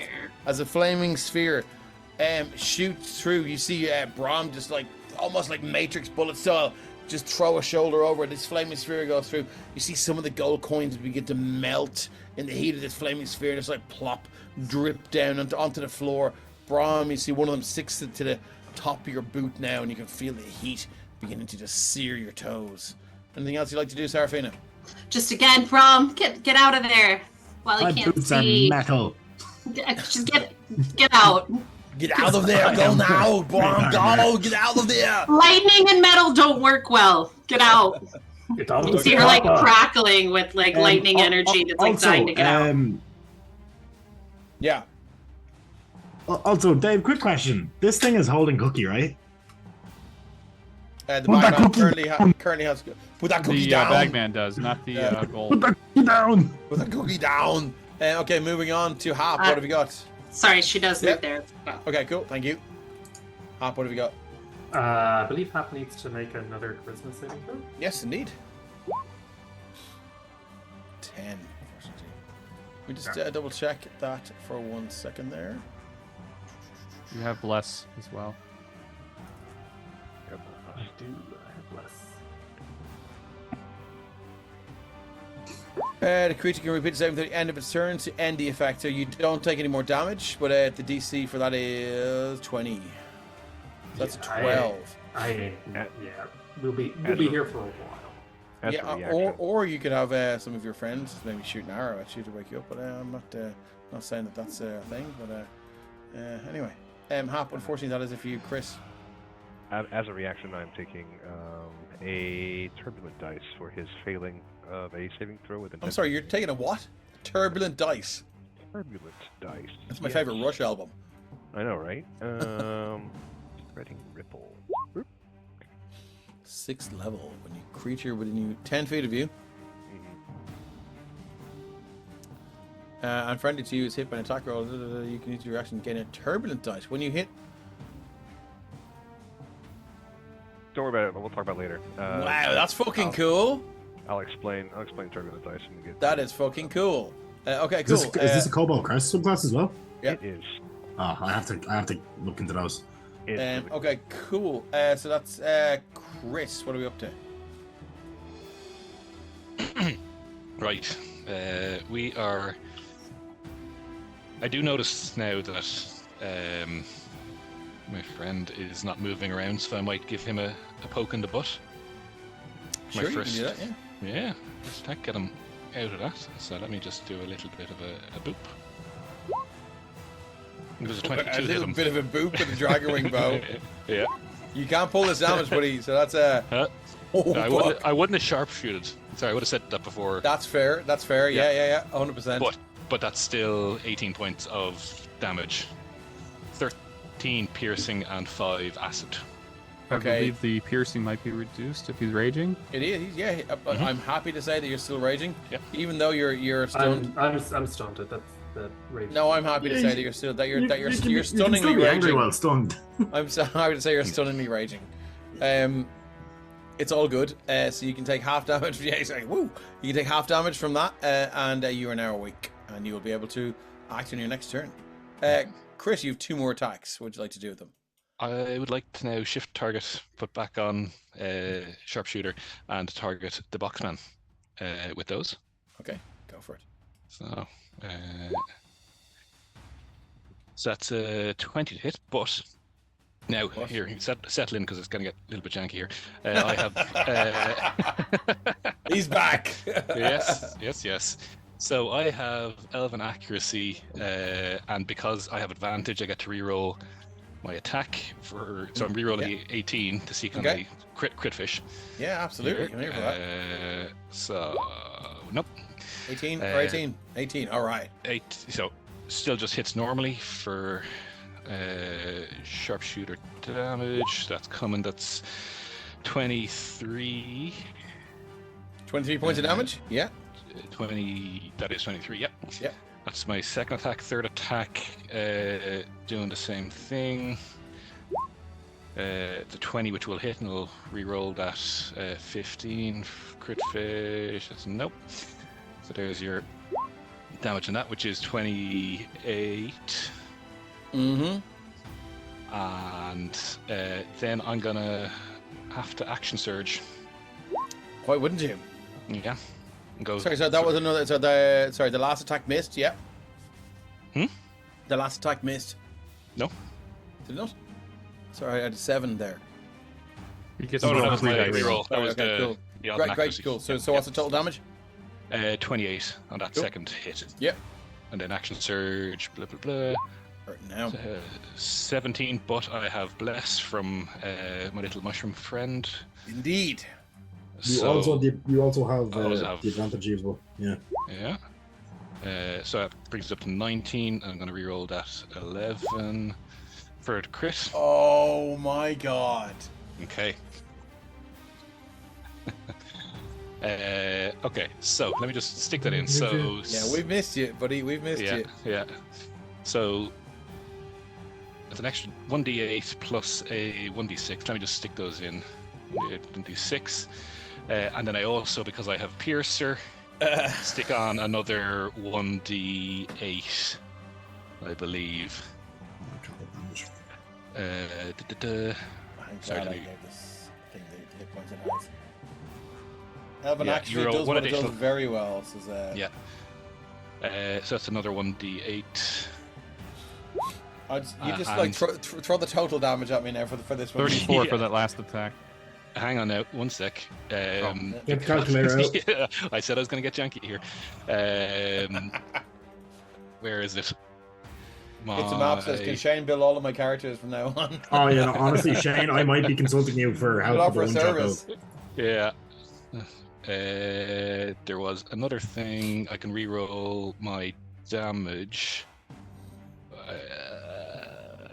Once per turn, sorry, it's Piercer as well. Once per turn, you hit a creature with an attack that deals piercing damage. You can re-roll one of the attack dice damage. So I'm going to re-roll the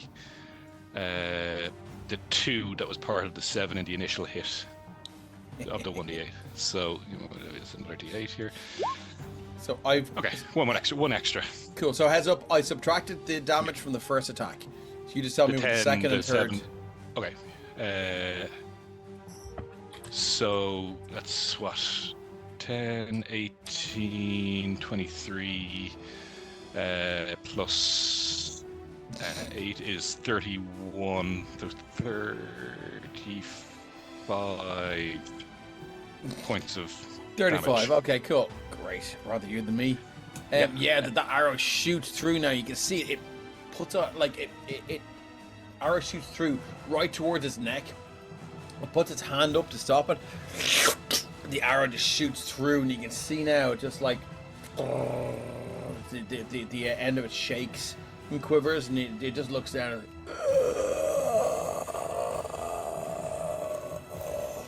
he looks transfixed by this arrow that's just shot through his hand. It begins to jiggle it. It looks at you.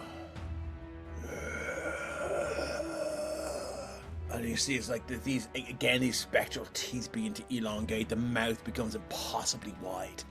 And the hair, this thick black hair, begins to just almost, if you've ever seen hair in underwater, it just begins to drift in this non-existent current and flow.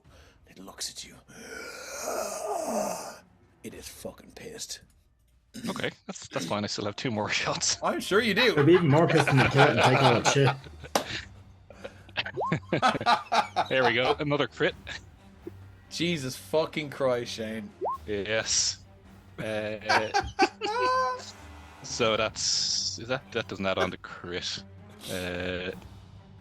But that is what's that?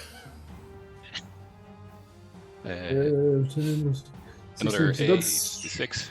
Right. D8, D8, D6. So in total that is 18, 22. For the next attack, yeah. For the 5th attack, yeah. Yeah. That's 22, 30, 35, 38. Another 38 points of damage. And as it looks down, it looks at this arrow that's come through it. Robin Hood style, the second arrow just goes straight through the first one and pierces through, knocking the tip off the first arrow, and then it just comes through. And you see, it looks confused now as it sort of tries to work out what's happened. He's like, how did he hit me in the same spot twice? Yeah. And then I'm gonna do my last attack. For now. Crit fish. So just a normal one, unfortunately. This That's time, okay. I suppose. Look, we can deal with that. 22. Another 22 points of damage. Another 2 points. Another 22. Oh, actually, I can 22. reroll that.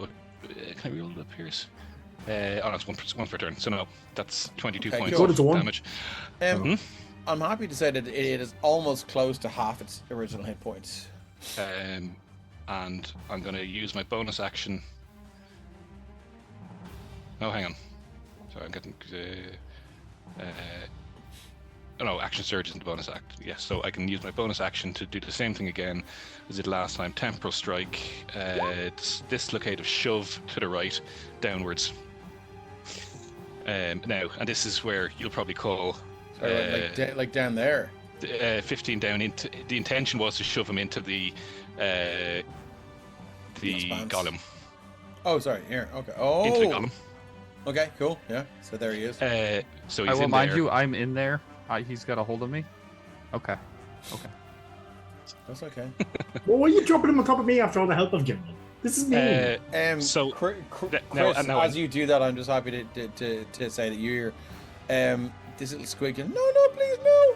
As he's just like thrown into the middle of the horde golem. And so the intention with that was Spirit Guardians, if it was still up, plus Thieving Whirlwind doesn't differentiate between enemies and allies. So, steal his shit. Well, not so much steal his shit, but give him the damage.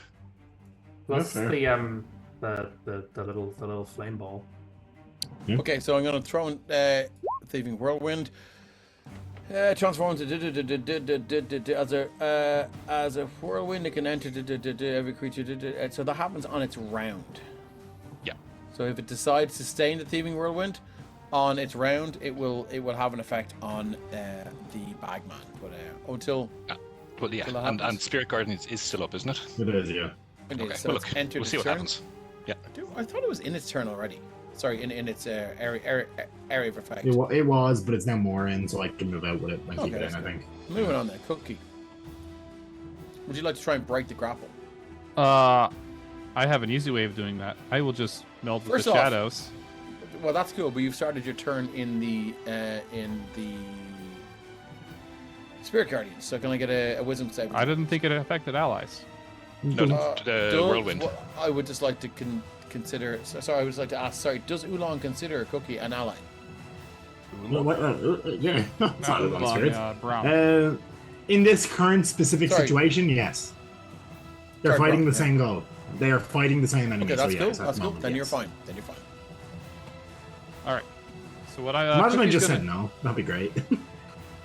What Cookie's gonna say, not fetchy, and he's going to meld in the shadows. Here's my Okay. character sheet.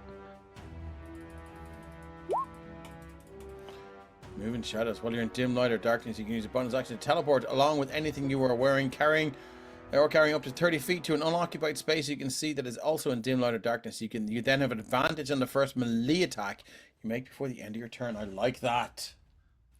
So Cookie is, well, he should have been along with this. He's gonna just appear right behind the Bagman outside the treasure hoard. Yep. And quickly stab it and then run.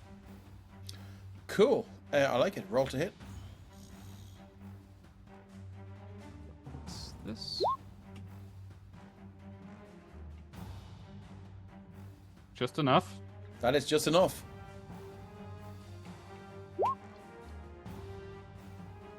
For 22 points of damage. 22 points of damage. Cool. I like it. And then I'll run 45 feet away. Nice. Nice. All right. Where'd you like to go?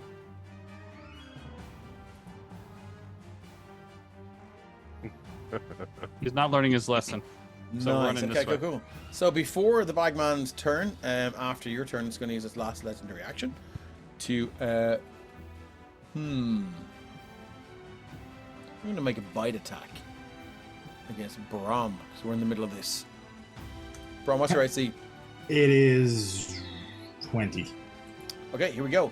With a bite attack. Again, you see this long jaw begin to elongate as it just leans over you now. The sound of these coins and gems and things spinning, just this incessant and high-pitched squeal of metal on metal. You find yourself almost like putting your hands to your ears and then realizing you're in battle and just returning to like maybe trying to hold your shield up to defend from this bite. Here we go. It's a 25 to hit. I have nothing I can do on that. It's 20 points of piercing damage and 9 points of necrotic. It's 29. Okay. Okay, and then we are on to the bagman's turn. So I do believe it needs to make a wisdom saving throw at the start of its turn, right? It does, yeah, it's now DC 17 because of the change in things. Oops, got +5 in this. 20. It's going to take half the damage, which is what? 27 is the damage roll, it's a 13. Or 14? Yeah, for 13. Get the fucking bagman out of there. Gonna move this shit out of the way. Sorry, how much damage? It's at 13 because it's half. Cool, that's right. There we go. Cool, I'm going to move this back in. Right, so the bagman is going to make its own attacks here now. What can he do?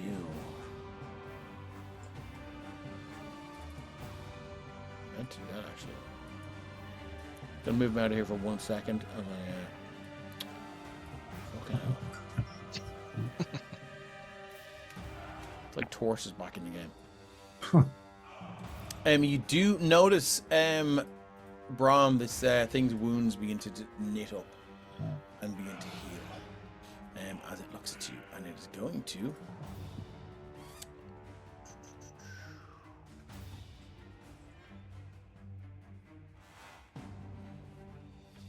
I can't do that now. I think it's just it's gonna make 3 attacks against you. So here we go. So we go bite and claw.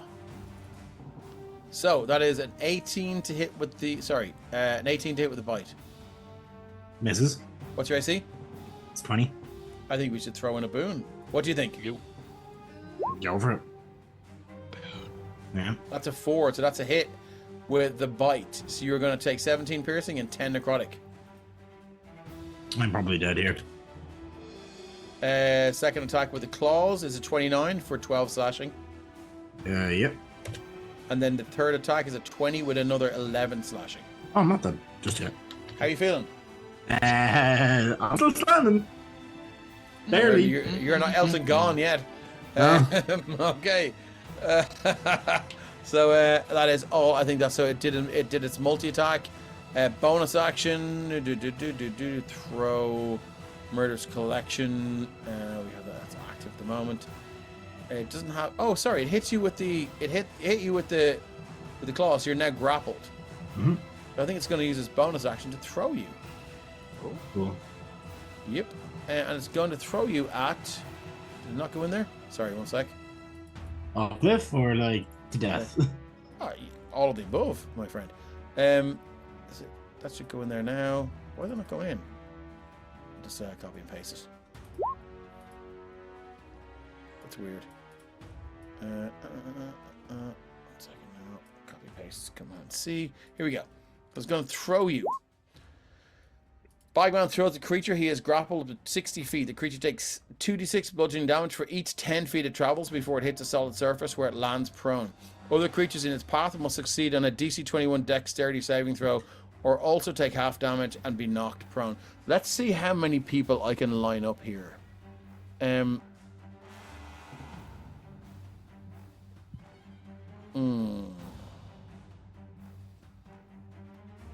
think we're just going to go for Chris.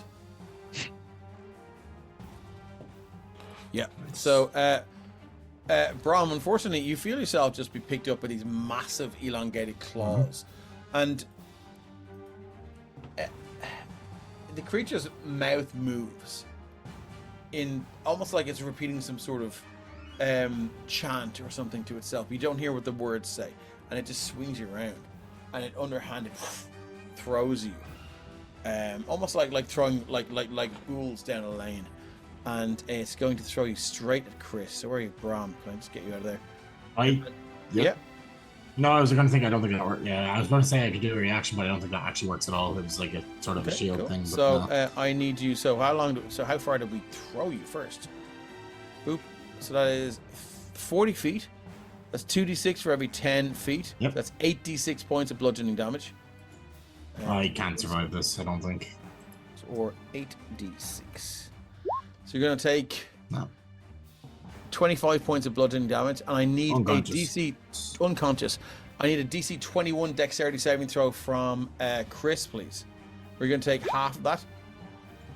Okay, so you're going to take 25 points of... He's going to use his Indomitable Fighter. I love it. I love skill. it. So he is going to re-roll it. Forget bless. I got bless. And he's got look. Well. So re-roll that dex save. Just need the map move around. The map has not moved. I feel like I'm looking at it at a different angle somehow. Looks fine to me. Your vision changes. You only see 60 feet around. So 22. So pass. Yeah. Oh yeah, no, I got moved. Half yeah, that yeah. damage. Half a damage. So 20. You're not knocked prone. That's what. I move myself here, so I'm not on top of this token. That's his bonus action. I do believe that's all I can do. So we're moving on to Brom. Can I get a death save, please? Oh, Looks scary. oh, come on, load, you stupid. No, I'll just roll a d20. I don't get anything on that. Gate. I don't even know if it's Jumpgate or it's my PC at this point. Everybody, kill them all! Get them! Nice. That's a nat 20. That's a nat 20. So that's two successful death saves. I think in nat 20 you stand back up, right? Yep, 1 hit Yep. point. At the start of your turn Sorry, as well. sorry, yeah, my mistake. Yeah, cool. Yeah. Wow. So like you hit Chris, and it's like, boop, you're back up. You take some of that luck back off yourself. Yeah. And what I'm going to do take your luck off. is, because I still get my second action now, Keep calm and carry Brom. 70 points of HP right back into myself as I cast a 6th level heal. Nice. So I'm back up to 70. And Spirit Guardians are dropped. What's that? Spirit Guardians are dropped. But Yes, they have, yeah. That is fine. I'm alive, and I'm alive. I'm dead. I'm alive. I'm dead. Is that it for you? Yeah, I just come basically as he kind of just for flavor, as he gets thrown, he slams into the ground a few times, and one of those times he just. Sorry, I will say that it would have moved. Sorry, the bagman would have moved out of that thing, but it's movement, just so that's there. Yeah, like just for the flavor of the nat 20 and the death save, it's like as I slam the ground, it's like my holy symbol just flickers and slams against my chest, as I just kind of catch myself and just skid to a stop. Nice. And then point the spear up, and I'm ready to go. Ready to go. I love it. So I'm out sorry, of that, but go. It's I will say that its legendary actions have been recharged. So what we are going to do? Word of recall is no longer usable, so I'm here for good. Can I get you to roll a d6, and on a d6 on a 5 or 6, fractured mind recharges.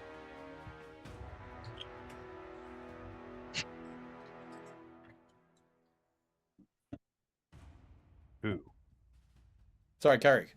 Oh, sorry, me? Yeah, go on, sorry.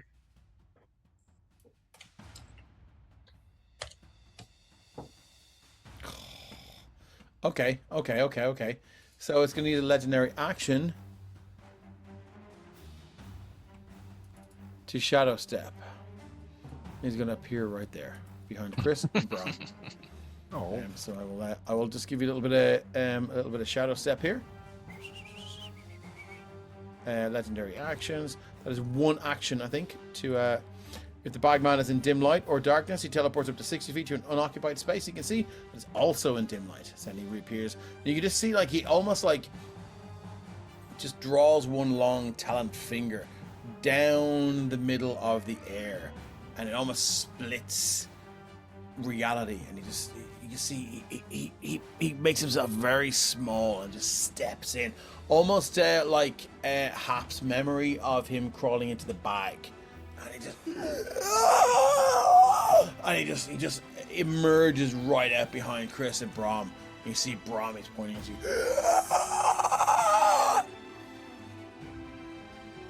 And that is its legendary action. We're up to Oolong. Sorry for the wait, buddy. No. It gave me time to think about what I was going to do. Right. So we're going to come over here. Bam.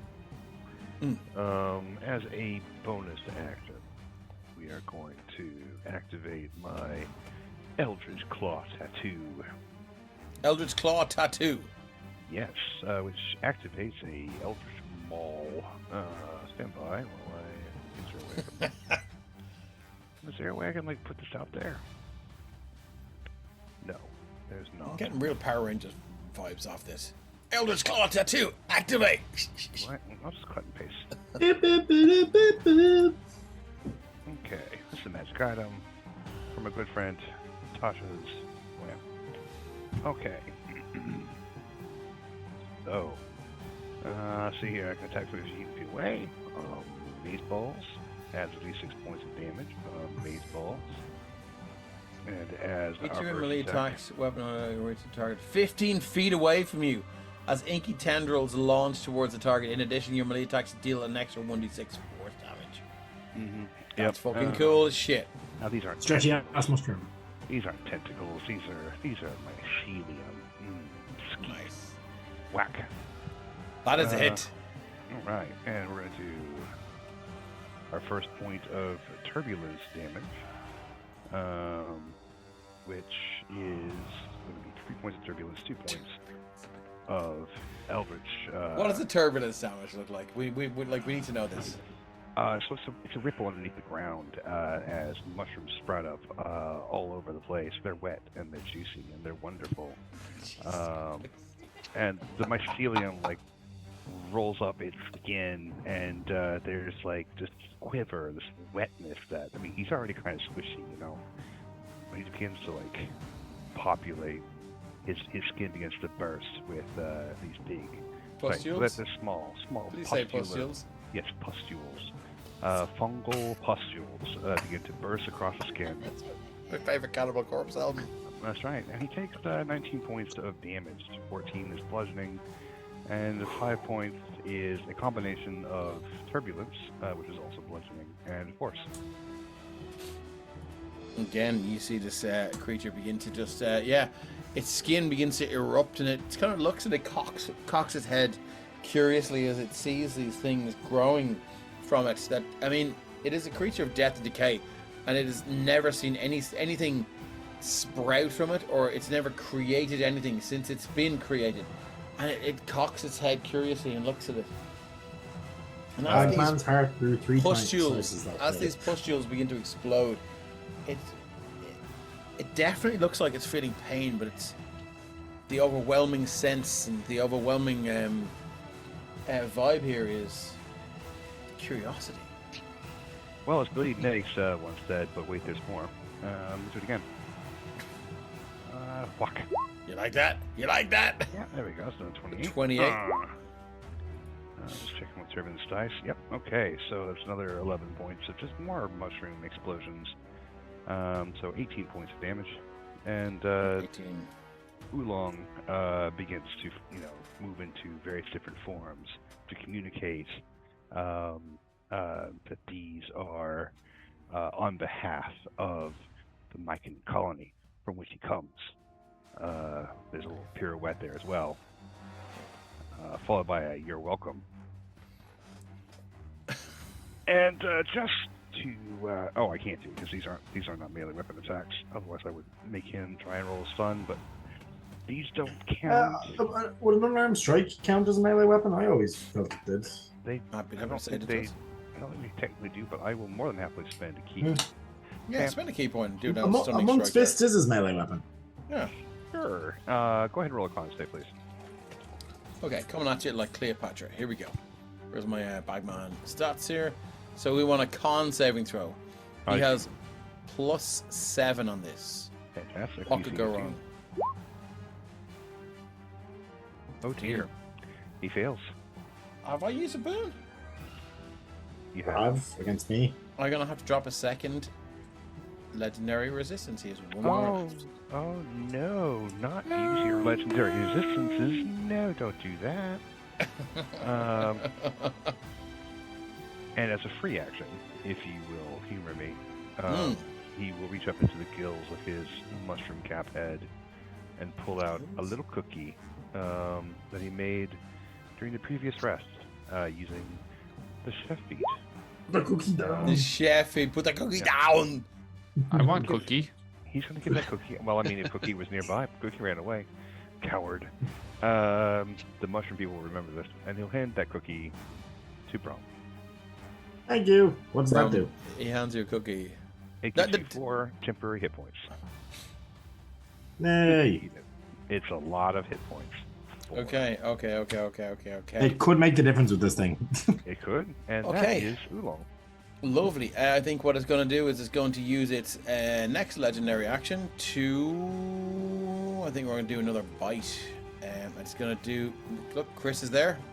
Here comes a bite, buddy. Second legendary action. Here we go. Tracy? 16.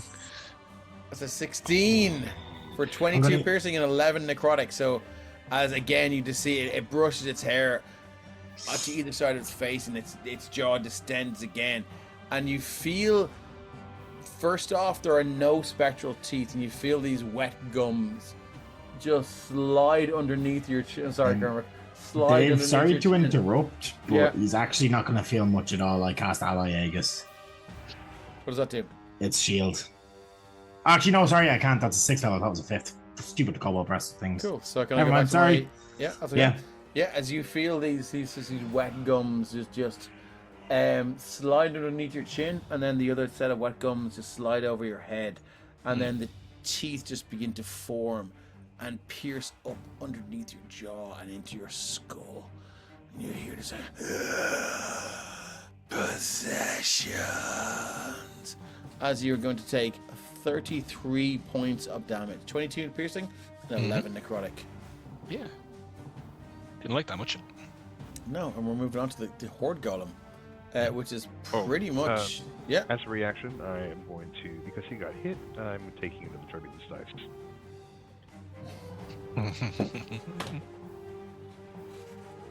Don't worry about it.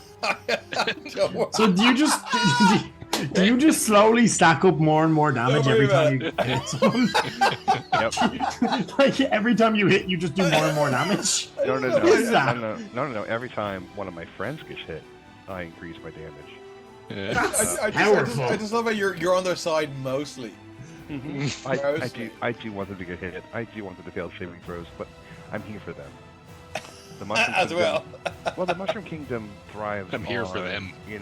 Consumption, and they, upon their death, will feed the Mushroom Kingdom, but we need to keep them alive long enough to see their important people to find out how hardy they are so that we can begin to divide out,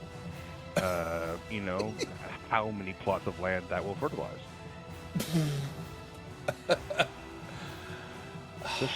Every game should have a John in it. Every game should have a John. Oh my god.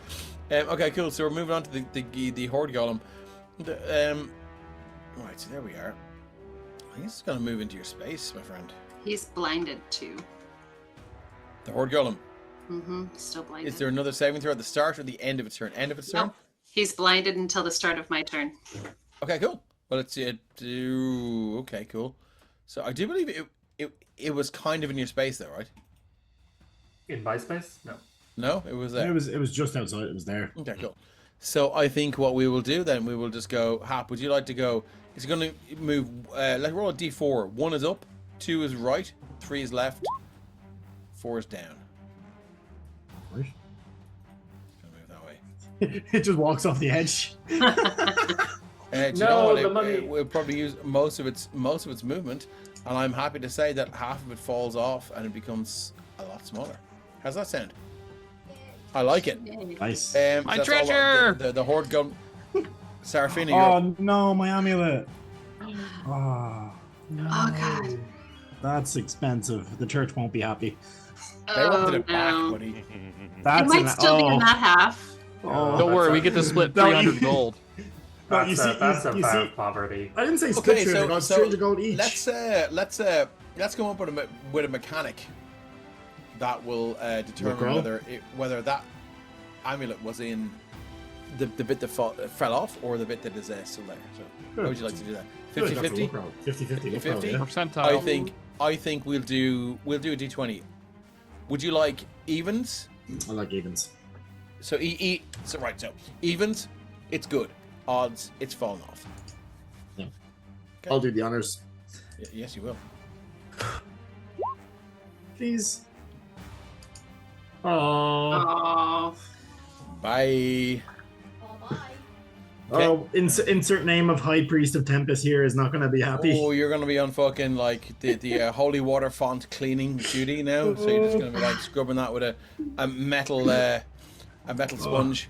Anyway, so I think I might need to pull a Brother's Grim and just be like, nah, fuck that, I'm on a mission and can go and go somewhere else. Seraphina, what have you got? Well, rambling off was great, but it totally messed up my plan. That's okay. I'm going to twin spell Chromatic Orb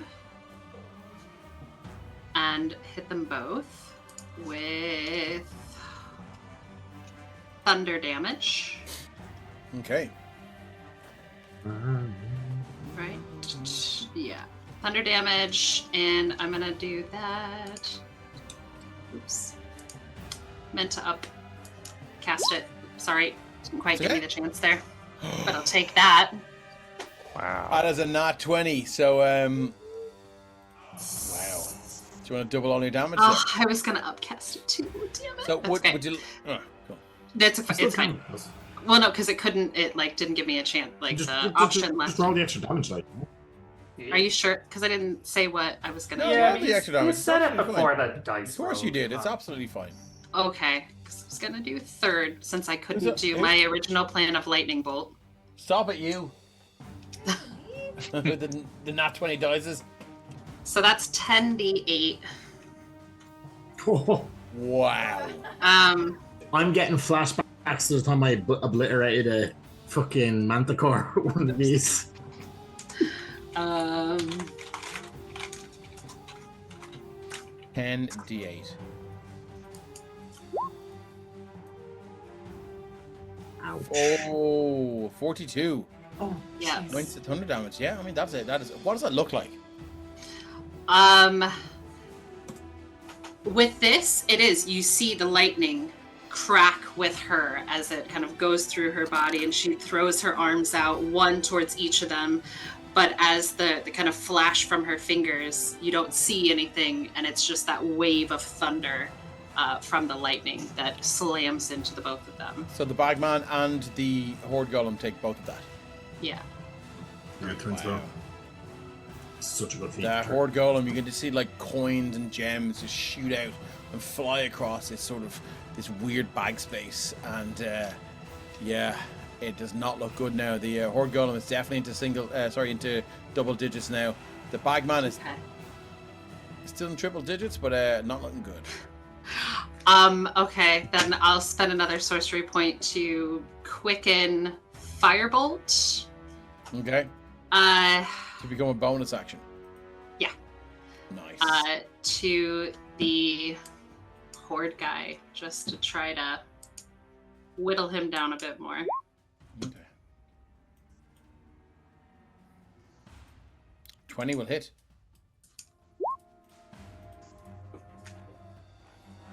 So 13 fire.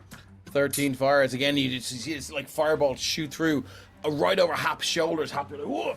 And it hits the Horde Golem. You can see this like these gold coins begin to melt, and these silver coins begin to melt, and just like drip, drip, drip off the side of this cliff down into whatever expansive bag space remains. That is her. Okay, moving on to Hap. Hap, can I get a history check, please? Yep. Oh, that's gonna go interestingly. I know, right?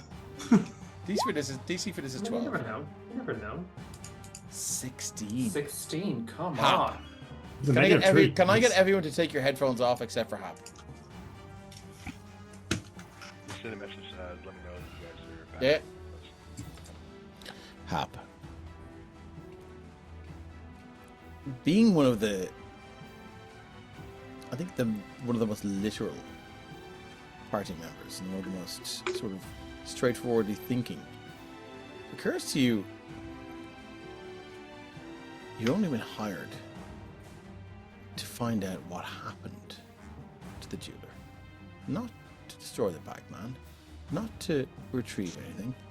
You've just been hired to find out what happened. And it's like a light bulb goes off in your head. Ding! And you're kind of looking at, you kind of like scratch your head and you're like, what am I doing? Why? I mean, this is not necessary. And then we can all put our headphones back on. And can somebody text John?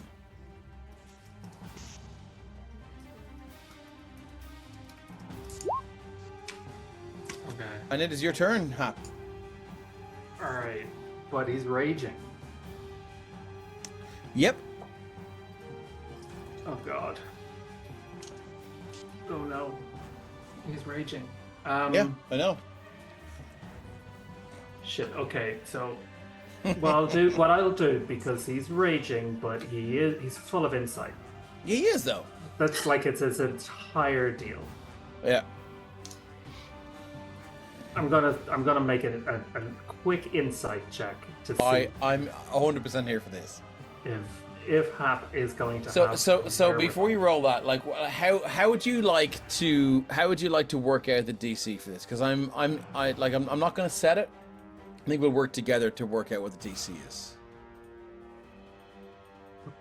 It sounds ominous. I feel like you did well in this, and so you got 4 over the history check.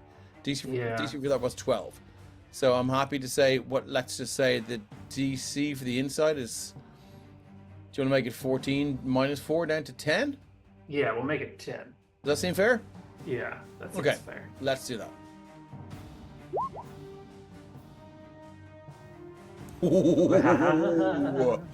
For a second, the storm of rage just clears, and your thoughts cease to be this maelstrom of anger and reaction and instinct.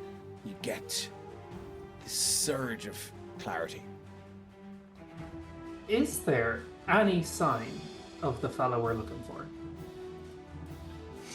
No, but there is a house further up ahead.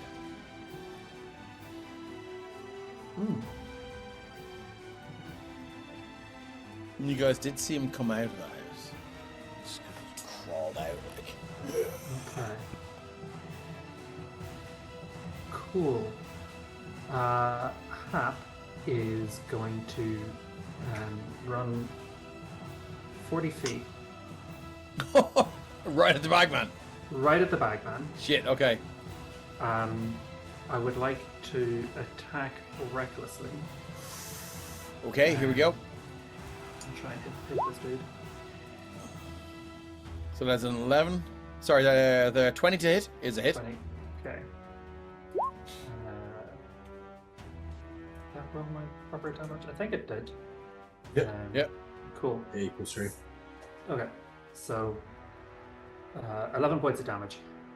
And as a reaction, I'm going to use foretelling tactics. Can you take a reaction on your turn? Yep.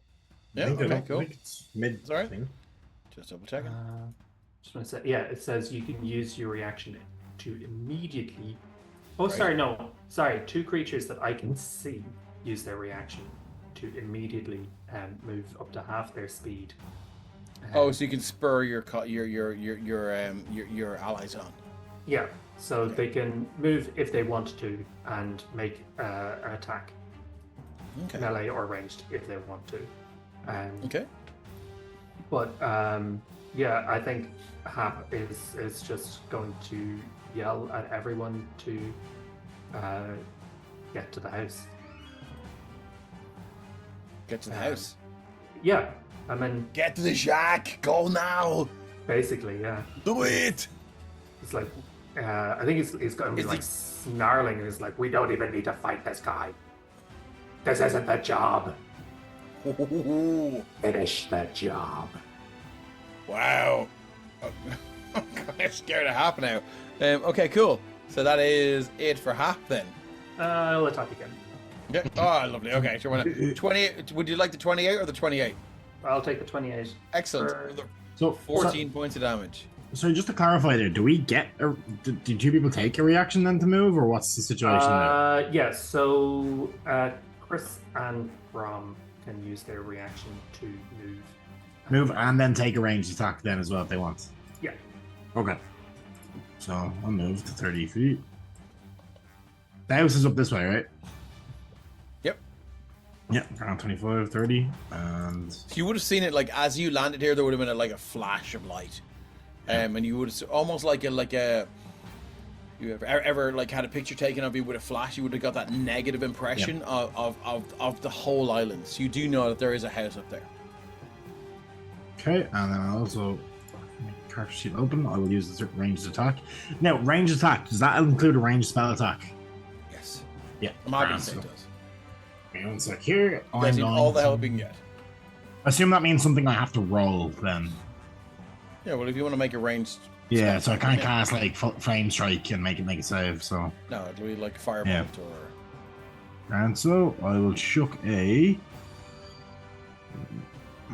Oh, won't work.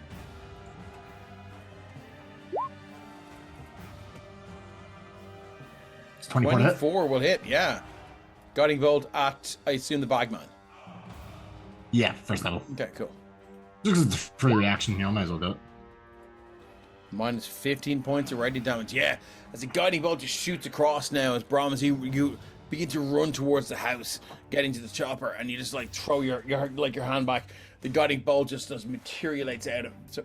Materializes? That's a great new word. Materializes out of your hand. It's my word, I'm keeping it.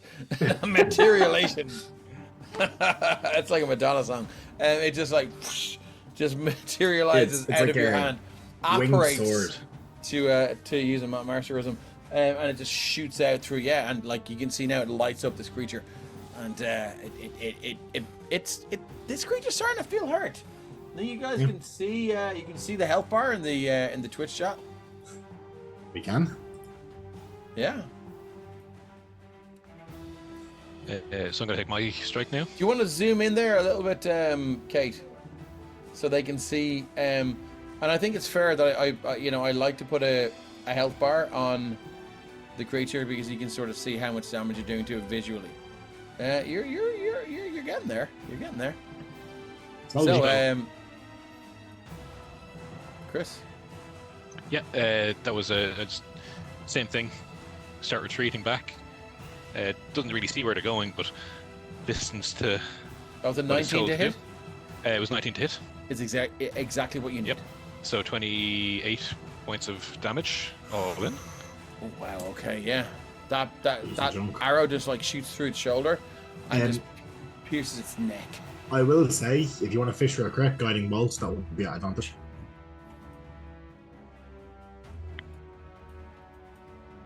Yep, I'll do that. No. Oof. But thank you. No. And you also have your 3 advantages you can randomly pick. Rapper Gamer says, time for the second form. This isn't even my final form. If there's a second form, Dave, I can't even. We do not have the time for a second form. Correct. Don't you worry, but I healed myself instead. I will drop a little a solid gold droplet of lore when we're finished.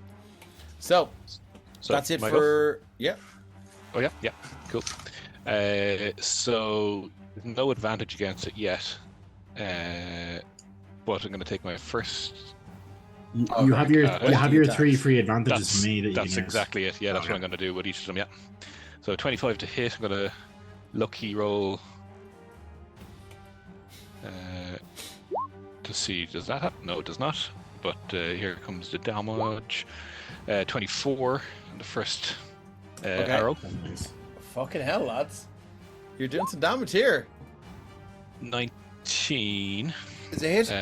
Is a hit. Let's second lucky to see does that happen. It does not. And so what's the second amount of damage? Damage is 24 again. Nice. And last one is unnatural 20, and the final look does not. So, your final set of damage is 24 again. Still in triple digits, lads, but it's getting fucking close. And then he is, just because he can, Temple Strike on that last one for a dislocative step. And that gets me another 30 feet in the direction that we're running, which I do not know what's out there, but if we're going in this direction... I just kept running. Gets me about there. Okay, I love it. Yeah. Okay, so he's going I do believe he's used all of his legendary actions right now. He did, no he didn't. He used one for bite, and he used another one for bite, so he does have one more. He's going to take that on Hap. He's 3. So at the end of that, here's an attack against Hap. Oh, jeez. It's an 18 to hit. That does in fact hit, yes. It does hit. Yes. You're going to take 23 piercing. What's that? Step away. Oh yeah, I'll step away. Boop. I'm sorry. Kermit, did you just say boop? Yep, boop.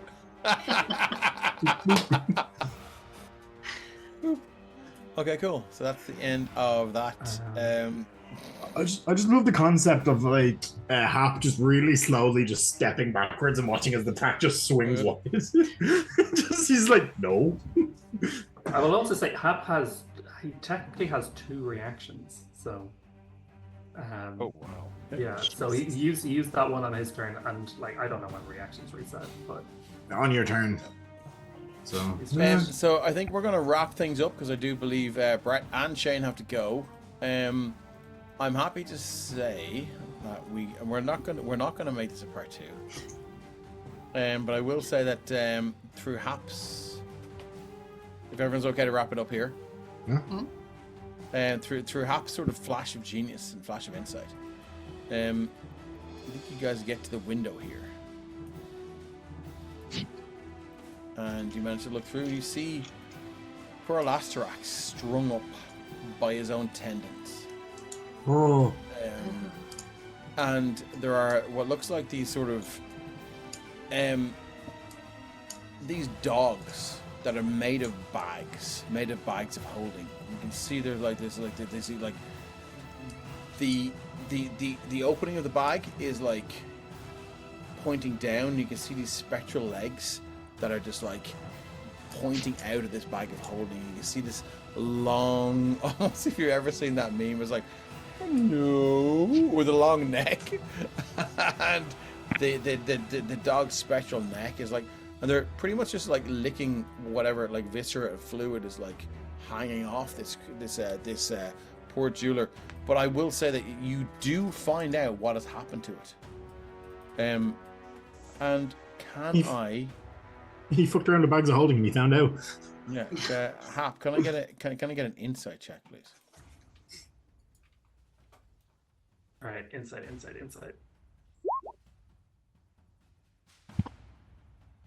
14. Fortunately, that is not enough. So as you guys I can boon it. Yeah, sure. You need a 22. Oh well. Yeah. Can you? It's a 16. What a 16. So how this is going to finish up, because I do know people are busy and we have stuff to do. What's this? Phonosaurs, how much got to do? Anyway, all of it. So, as you begin to figure out what's going on, you do realize that that Astarax has been destroyed. But as you move towards these, sorry, I'm going to move them over here. I'm going to drag somebody over here so you can all see, and drag Chris over here. Chris, you can see that there are these bubbles. And they're all portals. So it is your choice as to which portal you would like to jump into. 1, 2, 3, or 4. Which portal would the 4 players like to jump into? Sorry, 5 players like to jump into. Can we see anything on the other side of those portals? You cannot. It's milky white. It's got to be random chance. It's got to be with D4. Yeah, D4. Yeah. Yeah. Here it comes. Phone is freaking out and chat about the gold. A 1. What about the gold? So is that 1? That was a 1. Yeah. Whichever the first one is. Okay, so that's 1. Okay, cool. So is everyone jumping in? Carl Phone is like, what about the gold? So everyone's jumping into portal 1. Yeah, I'm not letting Shane sneak off on his own this time, so I'm following him in. Yeah. Dave, I do fast hands a bunch of gold as I run by. I am happy to say that you have Like, as much gold as you Fill want. pockets. I'm assuming these are just the chests because there was 4 of those, but like, yeah, 1. No, there's like about like 12 chests or maybe 14 chests in the room. These are the only way, like this is the only way out of this bag space you can see. We just jump out of somebody's bag of holding that just randomly opened. Did we grab any of the chests? I'm hoping for the Tarasques. You guys, yeah, I mean, look, that's always going to I'm not. If someone wants to grab some chests, they can. I mean, are you talking about the chests in the shop? You said there was chests here, or these open up into the chests in the shop? No. These are like open portals. They're just like these like grey milky globes, and you can see through them like maybe like 10 feet of a tunnel, but that's it. But you do know that they are like definitely portals. Definitely portals. There is a Definitely to shit another ton one-shot. of gold and stuff that you have to run past. I'm gonna shipping that you have to run past here. I'll grab a ship. I'll grab a small ship done while I'm running. I thought you were all about the money. No, I mean, I lost my. I have to make it up somehow. I lost my amulet of the beholder. All right. Okay. I have to make money somehow. You know, have to buy that back. Okay. Cool. Can I? So we're all going through number 1. We're all level 12, right? There's I'm just running. Where I go now? Okay, Get cool. to the Milky Orb. Get the Go! Run to the Milky Orb. Do it now. So, put the cookie down. Okay, Brom, Hop, Chris, Cookie, Oolong, and Seraphina, as you all run towards this orb. I hope you're all available for another one-shot, which could turn into a two-shot, because this is the end of this one-shot. But as you run through this orb, you tumble through. Prediction result is no. What the fuck? No. That's a part 2. I'm sorry. No. You're wrong. Because there will be another one shot, completely separate to this one shot. That's a part 2 there. That's a cop out. meet the new one shot. Same as the old one shot. That's the same character as part 2. 2-shot bitches. As you dive through, and I hope Oolong is ready for this as well. You fucking like throw yourselves into this milky orb of possibility, and you find yourself barreling down this long supernatural and sort of multiplanar tunnel, and you drop out into this like rough cave. You're just like. Oh no. Oh no. It's fine. It's just Ren snoring. Deep snoring sounds, and as anyone with dark vision looks up, you see you've landed in a cave with 2 sleeping Tarasques. Yay. Oh no. Babe, we're level 12. We can't fight a Tarasque. Yeah. Never mind 2. I'm not asking you to fight a Tarasque. I'm telling you wake up in a cave with 2 sleeping Tarasques. John, you asked for this. No, not for us. I asked for this for them. Well, so here we are. Thanks everyone for sticking around. Someone tell Thank Shaq you too. to my amazing players. You are what makes these games work, and I couldn't possibly think of half the shit that you guys set up. I love you all, and we love you all. Thanks for tuning into the Emerald Collective. And if you've just jumped into chat and you're like, hey, I'd love to do that as well. I'd love to jump on with this. Cormac is the shining example here. You jumped into chat, was it like a month ago? Yeah. Oh, yeah. And had the crack, and now you're on stream with us. Anyone can do it. If you want to play on stream with us, just say hi in chat, jump into the Discord. We'll get you on, and we'll have the crack. Cormac, you smashed it tonight. Would love to have you in more of my games if you're up for that. Absolutely. Great time. Thanks, everyone. Love you all, and we will see you in a while. Thanks, guys. Yep, thank you.